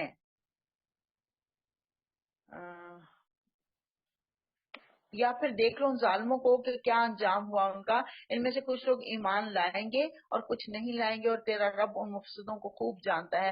اگر یہ تجھے جھٹلاتے ہیں تو کہہ دیجیے کہ میرا عمل میرے لیے اور تمہارا عمل تمہارے لیے، جو کچھ میں کرتا ہوں اس کی ذمہ داری سے تم بری ہو، اور جو کچھ تم کر رہے ہو اس کی ذمہ داری سے میں بری ہوں۔ ان میں بہت سے لوگ ہیں جو تیری باتیں سنتے ہیں مگر تو کیا بہروں کو سنائے گا خواہ وہ کچھ نہ سمجھتے ہوں۔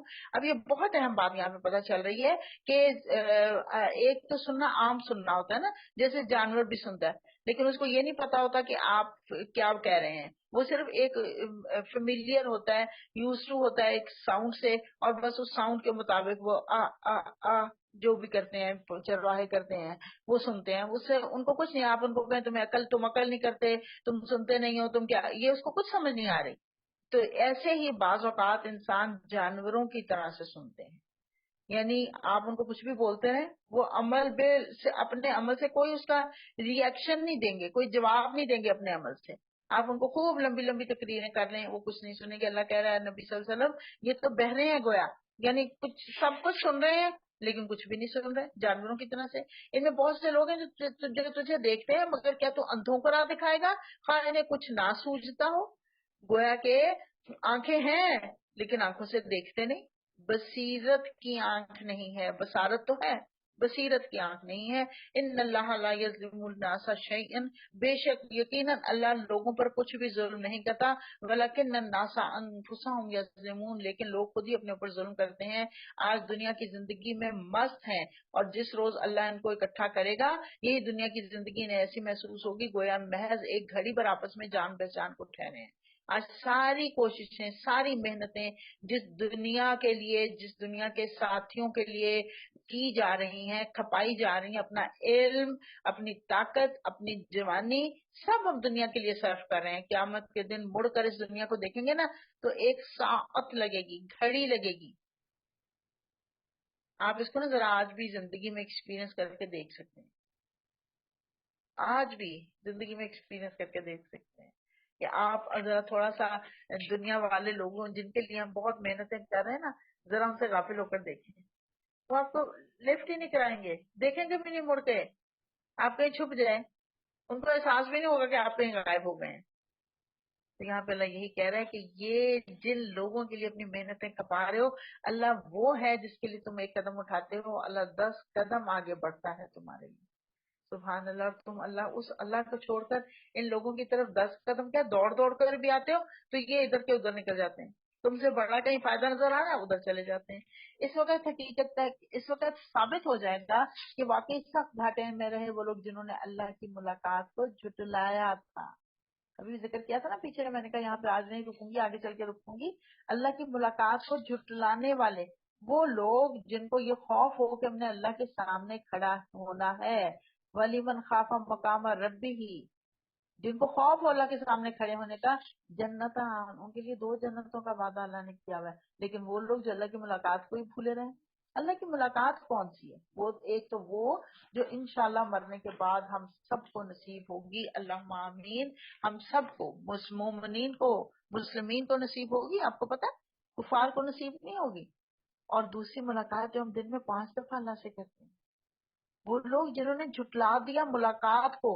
اس سے بہت اہم باتیں پتہ چلتی ہیں، جو اللہ کی ملاقات، آخرت کی ملاقات ہے، اس کو بھی جھٹلایا ہوا ہے، اور نماز کی ملاقات کو بھی جھٹلایا ہوا ہے۔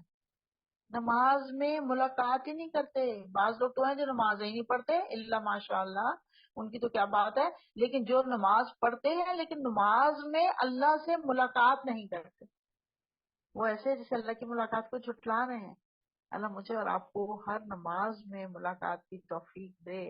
ہرگز وہ راہ راست پر نہیں تھے جن برے نتائج سے ہم انہیں ڈرا رہے ہیں، ان کا کوئی حصہ ہم تیرے جیتے جی دکھا دیں گے، اس سے پہلے ہی تجھے اٹھا لے۔ بہرحال انہیں آنا ہماری ہی طرف ہے، جو کچھ یہ کر رہے ہیں اس پر اللہ گواہ ہے۔ ہر امت کے لیے ایک رسول ہے، پھر جب کسی امت کے پاس اس کا رسول آ جاتا ہے تو اس کا فیصلہ پورے انصاف کے ساتھ چکا دیا جاتا ہے، اور اس پر ذرہ برابر ظلم نہیں کیا جاتا۔ کہتے ہیں اگر تمہاری یہ دھمکی سچی ہے تو آخر یہ کب پوری ہوگی؟ کہو میرے اختیار میں خود اپنا نفع نقصان نہیں، یہ سب کچھ اللہ کی مشیت پر موقوف ہے۔ اب تک ہم نے کتنی دفعہ پڑھ لیا، نبی صلی اللہ علیہ وسلم سے خود کہلوایا جا رہا ہے، ان کو کہہ دیجئے قُل لَا أَمْلِكُ لِنَفْسٍ ضَرًّا وَلَا نَفْعًا، میں تو اپنی ذات کے لیے کسی نفع نقصان کا اختیار نہیں رکھتا۔ ہر امت کے لیے ایک مہلت کی مدت ہے، جب یہ مدت پوری ہو جاتی ہے تو گھڑی بھر کی تقدیم اور تاخیر بھی نہیں ہوتی۔ ان سے کہو تو کبھی تم نے یہ بھی سوچا کہ اگر اللہ کا عذاب اچانک رات کو یا دن کو آ جائے تو تم کیا کر سکتے ہو؟ آخر یہ کون سی ایسی چیز ہے جس کے لیے مجرم جلدی مچائیں؟ کیا جب وہ تم پر آ پڑے اس وقت تم اسے مانو گے؟ اب بچنا چاہتے ہو، حالانکہ تم خود ہی اس کے جلدی آنے کا تقاضا کر رہے تھے۔ پھر ظالموں سے کہا جائے گا کہ اب ہمیشہ کے عذاب کا مزہ چکھو، جو کچھ تم کماتے رہے ہو اس کے بدلے کے سوا کیا بدلہ تم کو دیا جا سکتا ہے؟ پھر پوچھتے ہیں کیا واقعی یہ سچ ہے جو تم کہہ رہے ہو؟ کہو میرے رب کی قسم یہ بالکل سچ ہے، انہ لحق، اور تم اتنا بلبوتا نہیں رکھتے کہ اسے ظہور میں آنے سے روک دو۔ یعنی ساری دنیا بھی اگر قیامت کو روکنا چاہے تو روک نہیں سکتی۔ حضرت محمد صلی اللہ علیہ وسلم نے لوگوں کے سامنے تمام حقائق کو پیش کر دیا اور بہترین طریقے سے پیش کر دیا، اور وہ صادق اور امین بھی تھے۔ کسی بات کو اگر قسم کھا کر کہہ دیں تو شک کی کوئی گنجائش ہی نہیں رہتی تھی۔ کسی نے آپ کے منہ سے کبھی جھوٹ نہیں سنا تھا۔ ان کے منہ سے کہلوایا جا رہا ہے کہہ دیجئے میرے رب کی قسم یہ بالکل سچ ہے، اور تم اتنا بلبوتا نہیں رکھتے کہ اسے ظہور میں آنے سے روک دو۔ اگر ہر اس شخص کے پاس جس نے ظلم کیا ہے روئے زمین کی دولت بھی ہو تو اس عذاب سے بچنے کے لیے وہ اسے فدیہ میں دینے پر آمادہ ہو جائے گا۔ جب یہ لوگ اس عذاب کو دیکھ لیں گے تو دل ہی دل میں پچھتائیں گے، مگر ان کے درمیان پورے انصاف سے فیصلہ کیا جائے گا اور کوئی ظلم ان پر نہیں ہوگا۔ سنو آسمانوں اور زمین میں جو کچھ ہے اللہ کا ہے، سن رکھو اللہ کا وعدہ سچا ہے، مگر انسان جانتے نہیں۔ وہی زندگی بخشتا ہے اور وہی موت دیتا ہے، اور اسی کی طرف تم سب کو پلٹ کر جانا ہے۔ یا اب یہ یہاں پہ ایک میرا خیال میں پہلے بھی بیان کر چکے ہیں، ابن تیمیہ رحمۃ اللہ علیہ کا قول کہ انسان موت سے نہیں بچ سکتا لیکن عذاب سے بچ سکتا ہے، لیکن انسان موت سے بچنے کی کوششیں کرتا ہے اور عذاب سے بچنے کی کوشش نہیں کرتا۔ تو اللہ کہہ رہا ہے جب موت آنی ہے تو موت آ جانی ہے. وہی رب ہے جو زندگی بخشتا ہے، وہی موت بخشتا ہے. عذاب سے بچنے کی فکر کرو، تردد کرو. لوگوں تمہارے پاس تمہارے رب کی طرف سے نصیحت آ گئی ہے. یہ وہ چیز ہے جو دلوں کے امراض کی شفا ہے. کتنی بڑی بات اللہ نے کہہ دیا. دھیان سے سنیے، یا قرآن کی عظمت کی دلیل ہے یہ آیت. اللہ کہہ رہا ہے یہ قرآن کیا ہے؟ یا ایھا الناس قد جاءتکم موعظۃ. موعظہ کیا ہوتا ہے؟ واعظ، جس کو ہم اردو میں کہتے ہیں. واعظ کیا ہوتا ہے؟ نصیحت. کسی کی ہمدردی میں جو اس کو نصیحت کی جاتی ہے وہ ہے یہ قرآن. من ربکم، تمہارے رب کی طرف سے کی گئی ہے. اور پھر ساتھ ہی کہہ دیا گیا یہ اس کے علاوہ کیا ہے؟ وَشِفَاءٌ لِمَّا فِی الصُّدُورِ. بیماریاں جو تمہارے دلوں میں ہیں ان کی شفا یہ قرآن ہے. دلوں کی بیماریاں کیا ہیں؟ ہارٹ اٹیک والے نہیں، اسٹنٹنگ والے نہیں، بلکہ دل کی بیماریاں جو بغض ہے، حسد ہے، نفرت ہے، شرک ہے، عداوت ہے اور بے چینیاں ہیں. یہ ساری کی ساری دل کی بیماریاں، ان کے نجات کس سے ملے گی؟ قرآن. دلوں کو لاحق ہونے والی بیماریوں کے لیے شفا ہے. ہم کہتے ہیں نا زندگی میں سکون نہیں ہے، جی کیوں؟ کیونکہ دل بیمار ہے، اور دل کی بیماری کا علاج اللہ نے قرآن میں بتا دیا. قرآن کی بات سنو اور اس پر عمل کرو. الا بذکر اللہ تطمئن القلوب. انشاءاللہ پڑھیں گے آگے چل کے کہ دل کی بیماریوں کے لیے، دل کے سکون کے لیے اللہ کا ذکر ہی سب سے اعلیٰ چیز ہے. اللہ فرما رہا ہے نبی صلی اللہ علیہ وسلم کہو یہ اللہ کا فضل اور اس کی مہربانی ہے کہ یہ چیز اس نے بھیجی. اس پر تو لوگوں کو خوشی منانی چاہیے. قل بفضل اللہ وبرحمتہ وبذلک فلیفرحوا هو خیر مما یجمعون. کیوں خوشی منانی چاہیے؟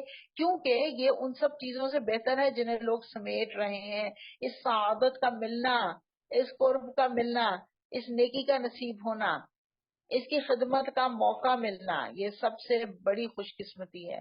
قرآن جب آپ کے پاس آ جائے نا، آپ قرآن کو حاصل کر لیں تو پھر اس پہ خوشیاں منایا کریں.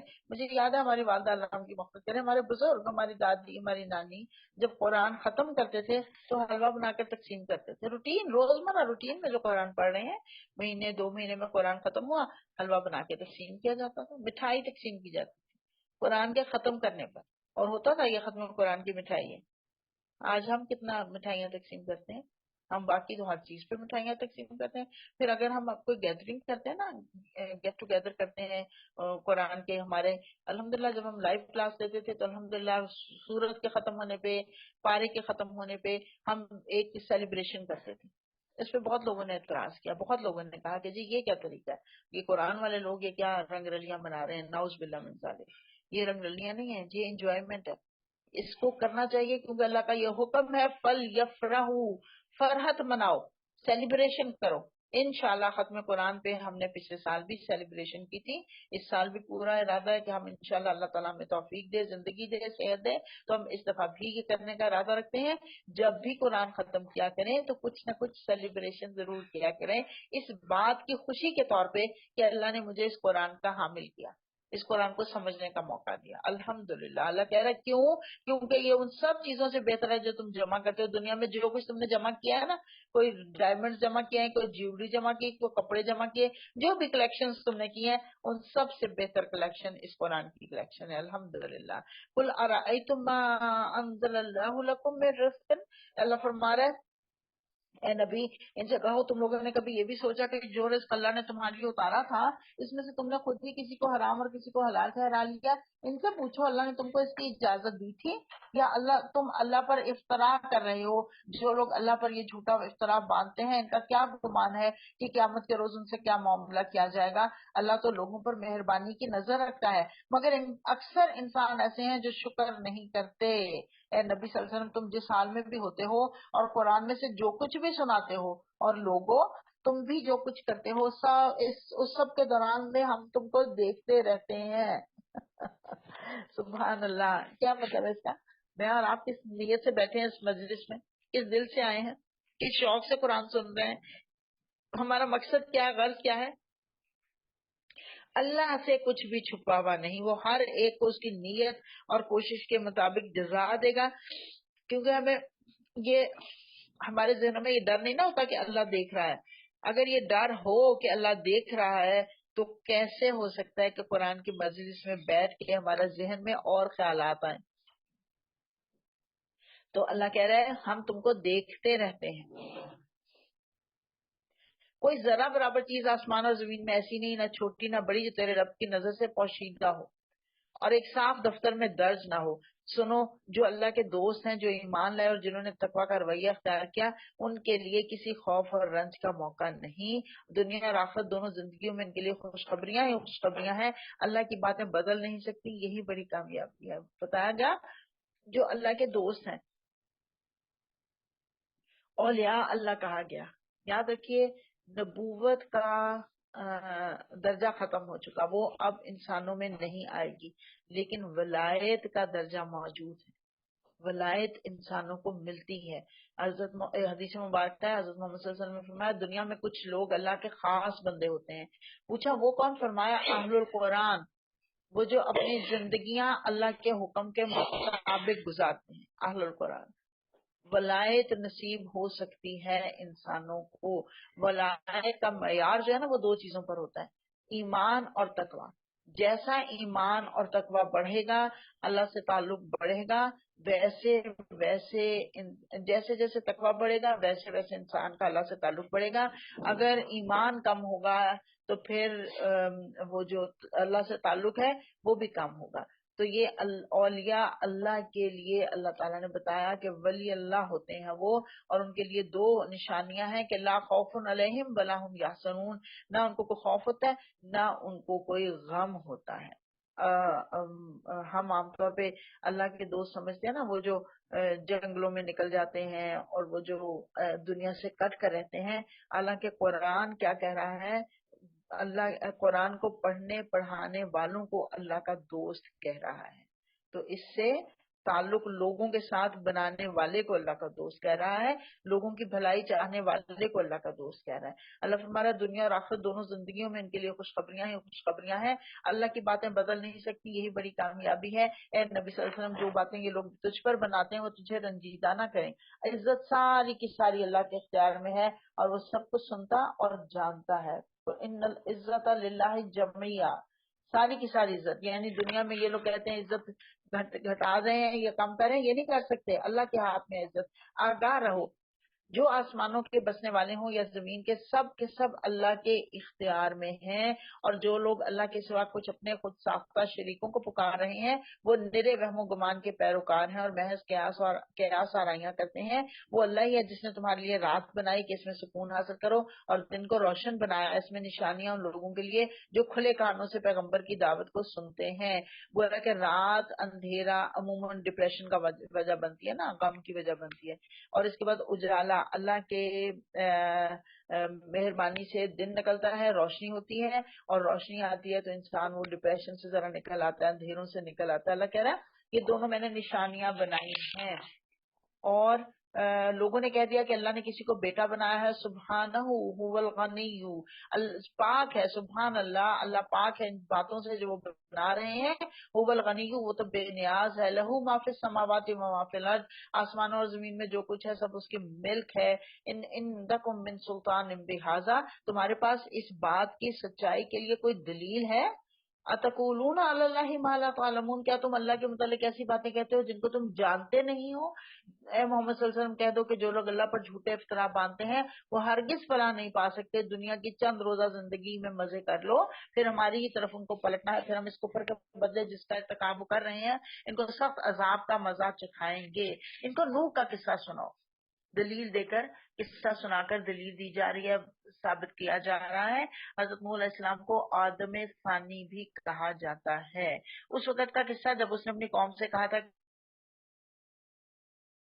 کہنا اور اللہ کی آیات سنا کر تمہیں غفلت سے بیدار کرنا تمہارے لیے ناقابل برداشت ہو گئے ہیں، تو میرا بھروسہ اللہ پر ہے. تم اپنے ٹھہراوے شریکوں کو ساتھ لے کر ایک متفقہ فیصلہ کر لو اور جو منصوبہ تمہارے پیش نظر ہو اس کو خوب سوچ سمجھ لو تاکہ اس کا کوئی پہلو تمہاری نگاہ سے پوشیدہ نہ رہے. پھر میرے خلاف اس کو عمل میں لے آؤ اور مجھے ہرگز مہلت نہ دو.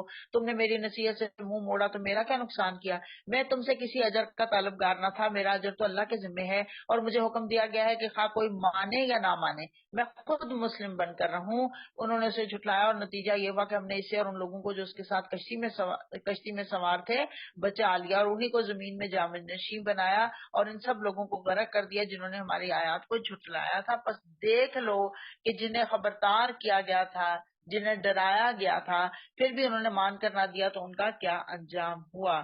ثم بعثنا من بعده رسلا الى قومهم فجاءهم بالبينات.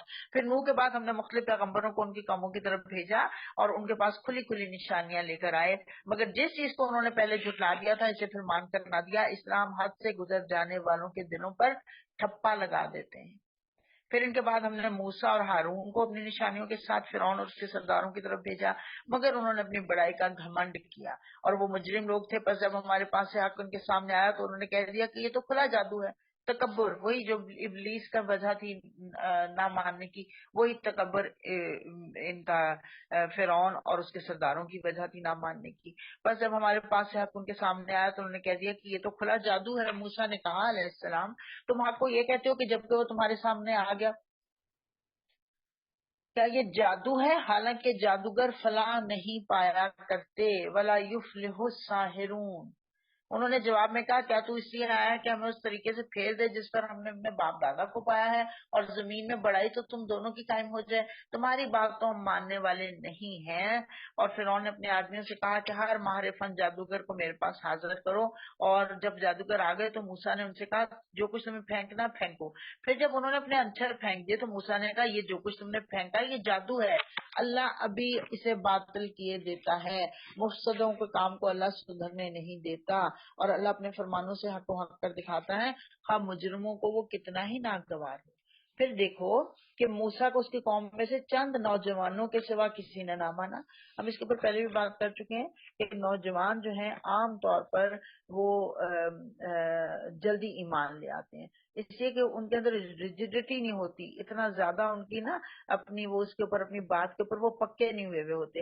وہ بھی دیکھ رہے ہوتے ہیں دنیا کی طرف، نگاہیں پھیر کر نشانیاں دیکھ رہے ہوتے ہیں اور پھر اس کے بعد جو چیز ان کو پسند آتی ہے اس کو وہ ایکسپٹ کر لیتے ہیں. تو ایسے ہی یہ چند باہمت نوجوان ہر دور کے ساتھی رہے، ہر دور کے نبی کے ساتھی رہے. نوجوان ہمیشہ پہلے نوجوان ایمان قبول کیا کرتے ہیں. میں پہلے بھی آپ کو بتا چکی ہوں جیسے کہ حضرت محمد صلی اللہ علیہ وسلم کے بھی جو سب سے پہلے ایمان لانے والے شروع کے ان میں حضرت علی بن نبی طالب جو ہیں وہ 20 سال سے کم عمر کے لوگ تھے. یہ حضرت جعفر بن طیار، حضرت زبیر، حضرت طلحہ، حضرت سعد بن ابی وقاص، حضرت مصعب بن عمیر اور حضرت عبداللہ بن مسعود، یہ 20 سال سے کم ان کی عمر تھی. اور پھر اس کے بعد حضرت عبد الرحمن بن عوف، حضرت بلال اور حضرت صہیب کی عمر 30 اور 20 کے درمیان تھی. تو اس طرح سے ہم دیکھتے ہیں کہ زیادہ تر لوگ جو ہیں نوجوان زیادہ ان کے اندر ایکسپٹ کرنے کا مادہ زیادہ ہوتا ہے. ہمیشہ سے ہر دور میں یہی رہا. یہ موسیٰ کی قوم میں بھی ایسے ہی تھا. فرعون کے ڈر سے اور خود اپنی قوم کے سربردہ لوگوں کے ڈر سے جنہیں خوف تھا کہ فرعون ان کو عذاب میں مبتلا کر دے گا. واقعہ یہ ہے کہ فرعون زمین میں غلبہ رکھتا تھا اور وہ ان لوگوں میں سے تھا جو کسی حد پر رکتے نہیں ہیں. اور قال موسیٰ یا قومی ان کنتم آمنتم باللہ فعلیہ توکلوا ان کنتم مسلمین. موسیٰ نے اپنی قوم سے کہا کہ لوگوں اگر تم واقعی اللہ پر ایمان رکھتے ہو تو اس پر بھروسہ کرو اگر مسلمان ہو. انہوں نے جواب دیا ہم نے اللہ ہی پر بھروسہ کیا ہے، ہمارے رب ہمیں ظالم لوگوں کے لیے فتنہ نہ بنا. ربنا لا تجعلنا فتنة للقوم الظالمین ونجنا برحمتک من القوم الکافرین. اور اپنی رحمت سے ہم کو کافروں سے نجات دے، یعنی ہمیں اپنے دین پر ثابت قدم رکھ اور ہم سے ایسی غلطی نہ کروا کہ ہم کو ظالم جو ہیں وہ ان میں ہم شامل ہو جائیں، یا ظالموں کو ہم پر ہنسنے کا موقع نہ دے، یا وہ یہ کہیں کہ ہم غلطی پر تھے اس لیے ہم ناکام ہو گئے. یہ ان کی قوم نے دعا کی اللہ تعالیٰ سے. اور ہم نے موسیٰ اور اس کے بھائی کو اشارہ کیا کہ مصر میں چند مکان اپنی قوم کے لیے مہیا کرو اور اپنے ان مکانوں کو قبلہ ٹھہرا لو اور نماز قائم کرو اور اہل ایمان کو بشارت دے دو. ان کے جو مسلمان تھے نا اپنے دور کے، تو ان کے اوپر ظلم و ستم کی انتہا کی جا رہی تھی کہ ان کو نماز کی بھی اجازت نہیں دی جا رہی تھی. قبلہ مقرر کرنے کی بات کی گئی کہ اپنے گھروں میں سے کچھ میں قبلہ مقرر کر لو، یعنی کچھ گھروں کو مسجدوں کا قائم مقام بنا دو. تو یہ پھر حضرت موسیٰ نے ایسا ہی کیا کہ اپنے کچھ جگہ مقرر کر دی گئی. وہاں پہ جا کے لوگ اکٹھے ہو کے، اس سے جو میں ابھی پیچھے بھی بات کر رہی تھی نا اجتماعیت کی، اجتماعیت کا بھی بہت بڑا پیغام دیا جا رہا ہے کہ عبادت جو کی جائے گی وہ اجتماعی طور پہ کی جائے گی. اس طرح سے فائدہ یہ ہوتا ہے کہ ایک دوسرے کے دکھ سکھ میں بھی شامل ہو جاتا ہے انسان، اور پلاننگز بھی کر سکتا ہے آئندہ کے لیے کہ ہم نے کیا پلاننگز کرنی ہے. اور کہا گیا اپنے مکانوں کو قبلہ ٹھہرا لو. قبلہ کون سا تھا؟ بیت المقدس قبلہ نہیں تھا، بیت المقدس تو ابھی تعمیر بھی نہیں ہوا تھا. تو اس وقت قبلہ، قبلہ اول یعنی خانہ کعبہ بیت اللہ وہی تھا اصل میں قبلہ اس وقت، کیونکہ یہ حدیث سے پتہ چلتا نا کہ جب سے دنیا قائم ہوئی ہے خانہ کعبہ ہی قبلہ اللہ تعالیٰ نے مقرر فرمایا تھا، اور ہر نبی کے دور میں وہی قبلہ رہا. اور نماز قائم کرو اور اہل ایمان کو خوشخبری دے دو. موسیٰ نے دعا کی، ربنا انکا ربنا انکا آتیت فرعون وملأہ زینتا واموالا فی الحیات الدنیا. اے ہمارے رب، تو نے فرعون اور اس کے سرداروں کو دنیا کی زندگی میں زینت اور اموال سے نواز رکھا ہے. اے رب، کیا یہ اس لیے کہ وہ لوگوں کو تیری راہ سے بھٹکائیں؟ اور اے رب، ان کے مال غارت کر دے اور ان کے دلوں پر ایسی مہر کر دے کہ ایمان نہ لائیں جب تک دردناک عذاب نہ دیکھ لیں. دیکھیے شروع میں یہ دعا نہیں کی انہوں نے، آخری ہاتھ پر جب پہنچ گئے تو انہوں نے 40 سال تک انہوں نے ان کی تبلیغ کی، ان کو سمجھانے کی کوشش کی، لیکن جب وہ نہ مانے تو پھر انہوں نے دعا کی کہ جب تک یہ وہ نہ مان عذاب نہ دیکھ لیں اس وقت تک یہ ایمان نہیں لانے والے، جب تک کہ یہ عذاب نہ دیکھ لیں. اور اس کو ہم نے دیکھا بھی، پورا بھی ہوا کہ فرعون جب ڈوبنے لگا تو اس نے کہا تھا میں ایمان لیا فرعون، ایمان لیا موسیٰ اور ہارون کے رب پر. اللہ تعالیٰ نے جواب میں فرمایا تم دونوں کی دعا قبول ہو گئی، ثابت قدم رہو اور ان لوگوں کے طریقے کی ہرگز پیروی نہ کرو جو علم نہیں رکھتے. یاد رکھیے بہت اہم اصول پتہ چل گیا، دعائیں قبول ہوتی ہیں جب انسان ثابت قدم رہتا ہے اور بے علم لوگوں کی پیروی نہیں کرتا. بے علم لوگوں کی پیروی سے کیا مراد ہے؟ ہمیں بہت دفعہ ہم نے سنا کہ بھائی فلاں یہ کر لو وہ کر لو تو تمہاری دعائیں قبول ہوں گی. وہ طریقے جو حضرت محمد صلی اللہ علیہ وسلم نے بتائے صرف وہ طریقہ اختیار کرنے کی اجازت ہے ہمیں، اپنے خود ساختہ طریقے ایجاد نہیں کرنے. وہ کالا بکرا اور کالی مرغی اور یہ اور وہ تو دعائیں قبول ہوں گی، یہ سب بے علم لوگوں کی باتیں، ان کے اوپر عمل نہیں کرنا.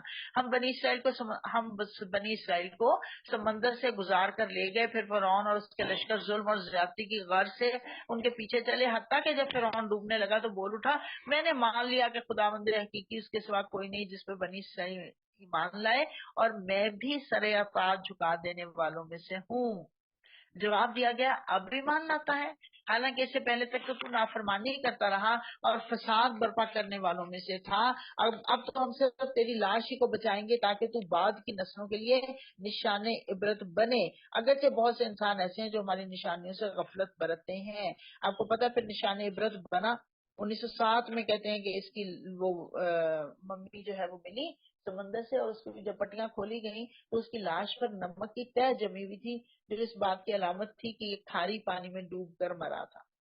اور بہت سالوں تک تو اس کی لاش ملی نہیں، لیکن پھر جب ملی تو پھر اس کو وہ میوزیم میں رکھ دیا گیا. یہ قیامت تک کے لوگوں کے لیے نشان عبرت ہے. اگرچہ بہت سے انسان ایسے ہیں جو ہماری نشانیوں سے غفلت برتتے ہیں. ہم نے بنی اسرائیل کو بہت اچھا ٹھکانہ دیا اور نہایت عمدہ وسائل زندگی انہیں عطا کیے، پھر انہوں نے آپس میں اختلاف نہیں کیا مگر اس وقت جبکہ علم ان کے پاس آ چکا تھا. یقیناً تیرا رب قیامت کے روز ان کے درمیان اس چیز کا فیصلہ کر دے گا جس میں وہ اختلاف کرتے رہے ہیں. اب اگر تجھے اس ہدایت کی طرف سے کچھ بھی شک ہو جو ہم نے تجھ پر نازل کی ہے تو ان لوگوں سے پوچھ لے جو پہلے سے کتاب پڑھ رہے ہیں. واقعی یہ تیرے پاس حق ہی آیا ہے تیرے رب کی طرف سے، لہٰذا تو شک کرنے والوں میں سے نہ ہو اور ان لوگوں میں نہ شامل ہو جنہوں نے اللہ کی آیات کو جھٹلایا ہے، ورنہ تو نقصان اٹھانے والوں میں سے ہوگا. حقیقت یہ ہے کہ جن لوگوں پر تیرے رب کی بات سچ ثابت ہو گئی، ان کے سامنے خواہ کوئی نشانی آ جائے وہ کبھی ایمان لا کر نہیں دیتے جب تک کہ وہ دردناک عذاب سامنے آتا نہ دیکھ لیں. پھر کیا ایسی کوئی مثال ہے کہ ایک بستی عذاب دیکھ کر ایمان لائی ہو اور اس کا ایمان اس کے لیے فائدہ مند ثابت ہوا ہو؟ یونس کی قوم کے سوا اس کی کوئی مثال نہیں. حضرت یونس کا پہلی دفعہ ذکر آ رہا ہے. اب تک ہم حضرت موسیٰ کا، حضرت نوح کا، حضرت ابراہیم کا پڑھ چکے ہیں. حضرت یونس کا پہلی دفعہ ذکر آ رہا ہے. اس کے بعد 3 دفعہ مزید ذکر آئے گا. دریائے دجلہ کے کنارے یہ قوم آباد تھی. آج بھی عراق میں اس جگہ پر اس قوم کی باقیات موجود ہیں. یہ 800 قبل مسیح کا زمانہ ہے. حضرت عیسیٰ کے آنے سے 800 سال پہلے کا زمانہ ہے. حضرت یونس علیہ السلام کو اللہ تعالیٰ نے کہا تھا کہ آپ ان کے 3 دن تک اپنی قوم کے پاس رہیں اور پھر آپ نکل جائیے، اس قوم پر عذاب آنا ہے. حضرت یونس نے جلدی کی، پہلے نکل گئے، 2 دن بعد یا 1 دن بعد نکل گئے کہ اب تو ان پر عذاب ہی آ جانا ہے، اب تو اس کا کوئی. تو وہ قوم نے جب دیکھا کہ رسول نکل گیا ہے تو ساری قوم باہر نکل آئی کھلے میدان میں، دعائیں کرنے لگی اللہ سے کہ اللہ تعالیٰ ہماری توبہ قبول کر لے. انہوں نے کہا اب تو رسول بھی چلا گیا، اس کا مطلب ضرور ہمارے پر عذاب آئے گا، اور اللہ نے ان کی دعا قبول کر لی. پھر اجتماعیت کی بات آ گئی، اجتماعی طور پر دعا کی، استغفار کی، اللہ نے دعا سن لی. اس کے علاوہ اللہ کہہ رہا ہے اس کی کوئی مثال نہیں ہے. وہ قوم جب ایمان لے آئی تھی تو البتہ ہم نے اس پر سے دنیا کی زندگی میں رسوائی کا عذاب ٹال دیا تھا اور اس کو ایک مدت تک زندگی سے فائدہ مند ہونے کا موقع دے دیا تھا. اگر تیرے رب کی مشیت یہ ہوتی کہ زمین میں سب مومن اور فرما برداری ہوں تو سارے اہل زمین ایمان لے آتے. پھر کیا تم لوگوں کو مجبور کرے گا کہ وہ مومن ہو جائیں؟ کوئی متنفس اللہ کے اذن کے بغیر ایمان نہیں لا سکتا. یعنی ایمان کا فیصلہ اللہ کے ہاں ہوتا ہے کہ کون اس سے فائدہ اٹھائے گا، کون اس کے قابل ہے، کون اس کی قدر کرے گا.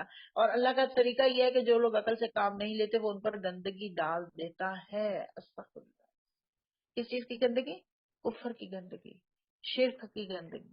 ان سے کہو زمین اور آسمانوں میں جو کچھ ہے اسے آنکھیں کھول کر دیکھو، اور جو لوگ ایمان لانا ہی نہیں چاہتے ان کے لیے نشانیاں اور ڈراوے آخر کیا فائدہ مند ہو سکتے ہیں. اب یہ لوگ اس کے سوا اور کس چیز کے منتظر ہیں کہ وہی برے دن دیکھیں جو ان سے پہلے گزرے ہوئے لوگ دیکھ چکے ہیں. ان سے کہو اچھا انتظار کرو، میں بھی تمہارے ساتھ انتظار کرتا ہوں. پھر جب ایسا وقت آتا ہے تو ہم اپنے رسولوں کو اور ان لوگوں کو بچا لیا کرتے ہیں جو ایمان لائے ہوں.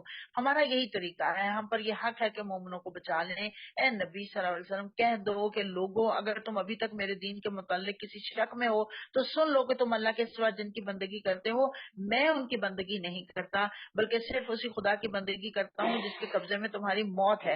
مجھے حکم دیا گیا ہے کہ میں ایمان لانے والوں میں سے ہوں، اور مجھ سے کہا گیا ہے کہ تو یکسو ہو کر اپنے آپ کو ٹھیک ٹھیک اس دین پر قائم کر دے. یعنی جب دین کی بات آ جائے تو پھر ادھر ادھر کھسکنے کے بارے میں سوچنا بھی مت. یکسو ہو گئے دینی حنیفہ. پھر دین کیا ہے؟ وہ جو نبی نے سکھایا، جو اللہ نے بتا دیا، اللہ نے بھیج دیا، نبی نے سکھا دیا. اس کے علاوہ کوئی اور دین نہیں ہے کہ جی وہ بیٹھ کے کہیں جمع ہو کر اللہ اللہ کریں، کہیں بیٹھ کر یہ کریں وہ کریں. کچھ نہیں. دین وہ ہے جو نبی صلی اللہ علیہ وسلم نے ہمیں سکھا دیا. بلا تکونن من المشرکین، اور ہرگز ہرگز مشرکوں میں سے نہ ہو جانا، اور اللہ کو چھوڑ کر کسی ایسی ہستی کو نہ پکارنا جو تمہیں فائدہ نہیں پہنچا سکتی نہ نقصان پہنچا سکتی ہے. اگر تو ایسا کرے گا تو ظالموں میں سے ہوگا. اگر اللہ تجھے کسی مصیبت میں ڈالے تو خود اس کے سوا کوئی نہیں جو اس مصیبت کو ٹال دے، اور اگر وہ تیرے حق میں کسی بھلائی کا ارادہ کرے تو اس کے فضل کو پھیرنے والا بھی کوئی نہیں ہے.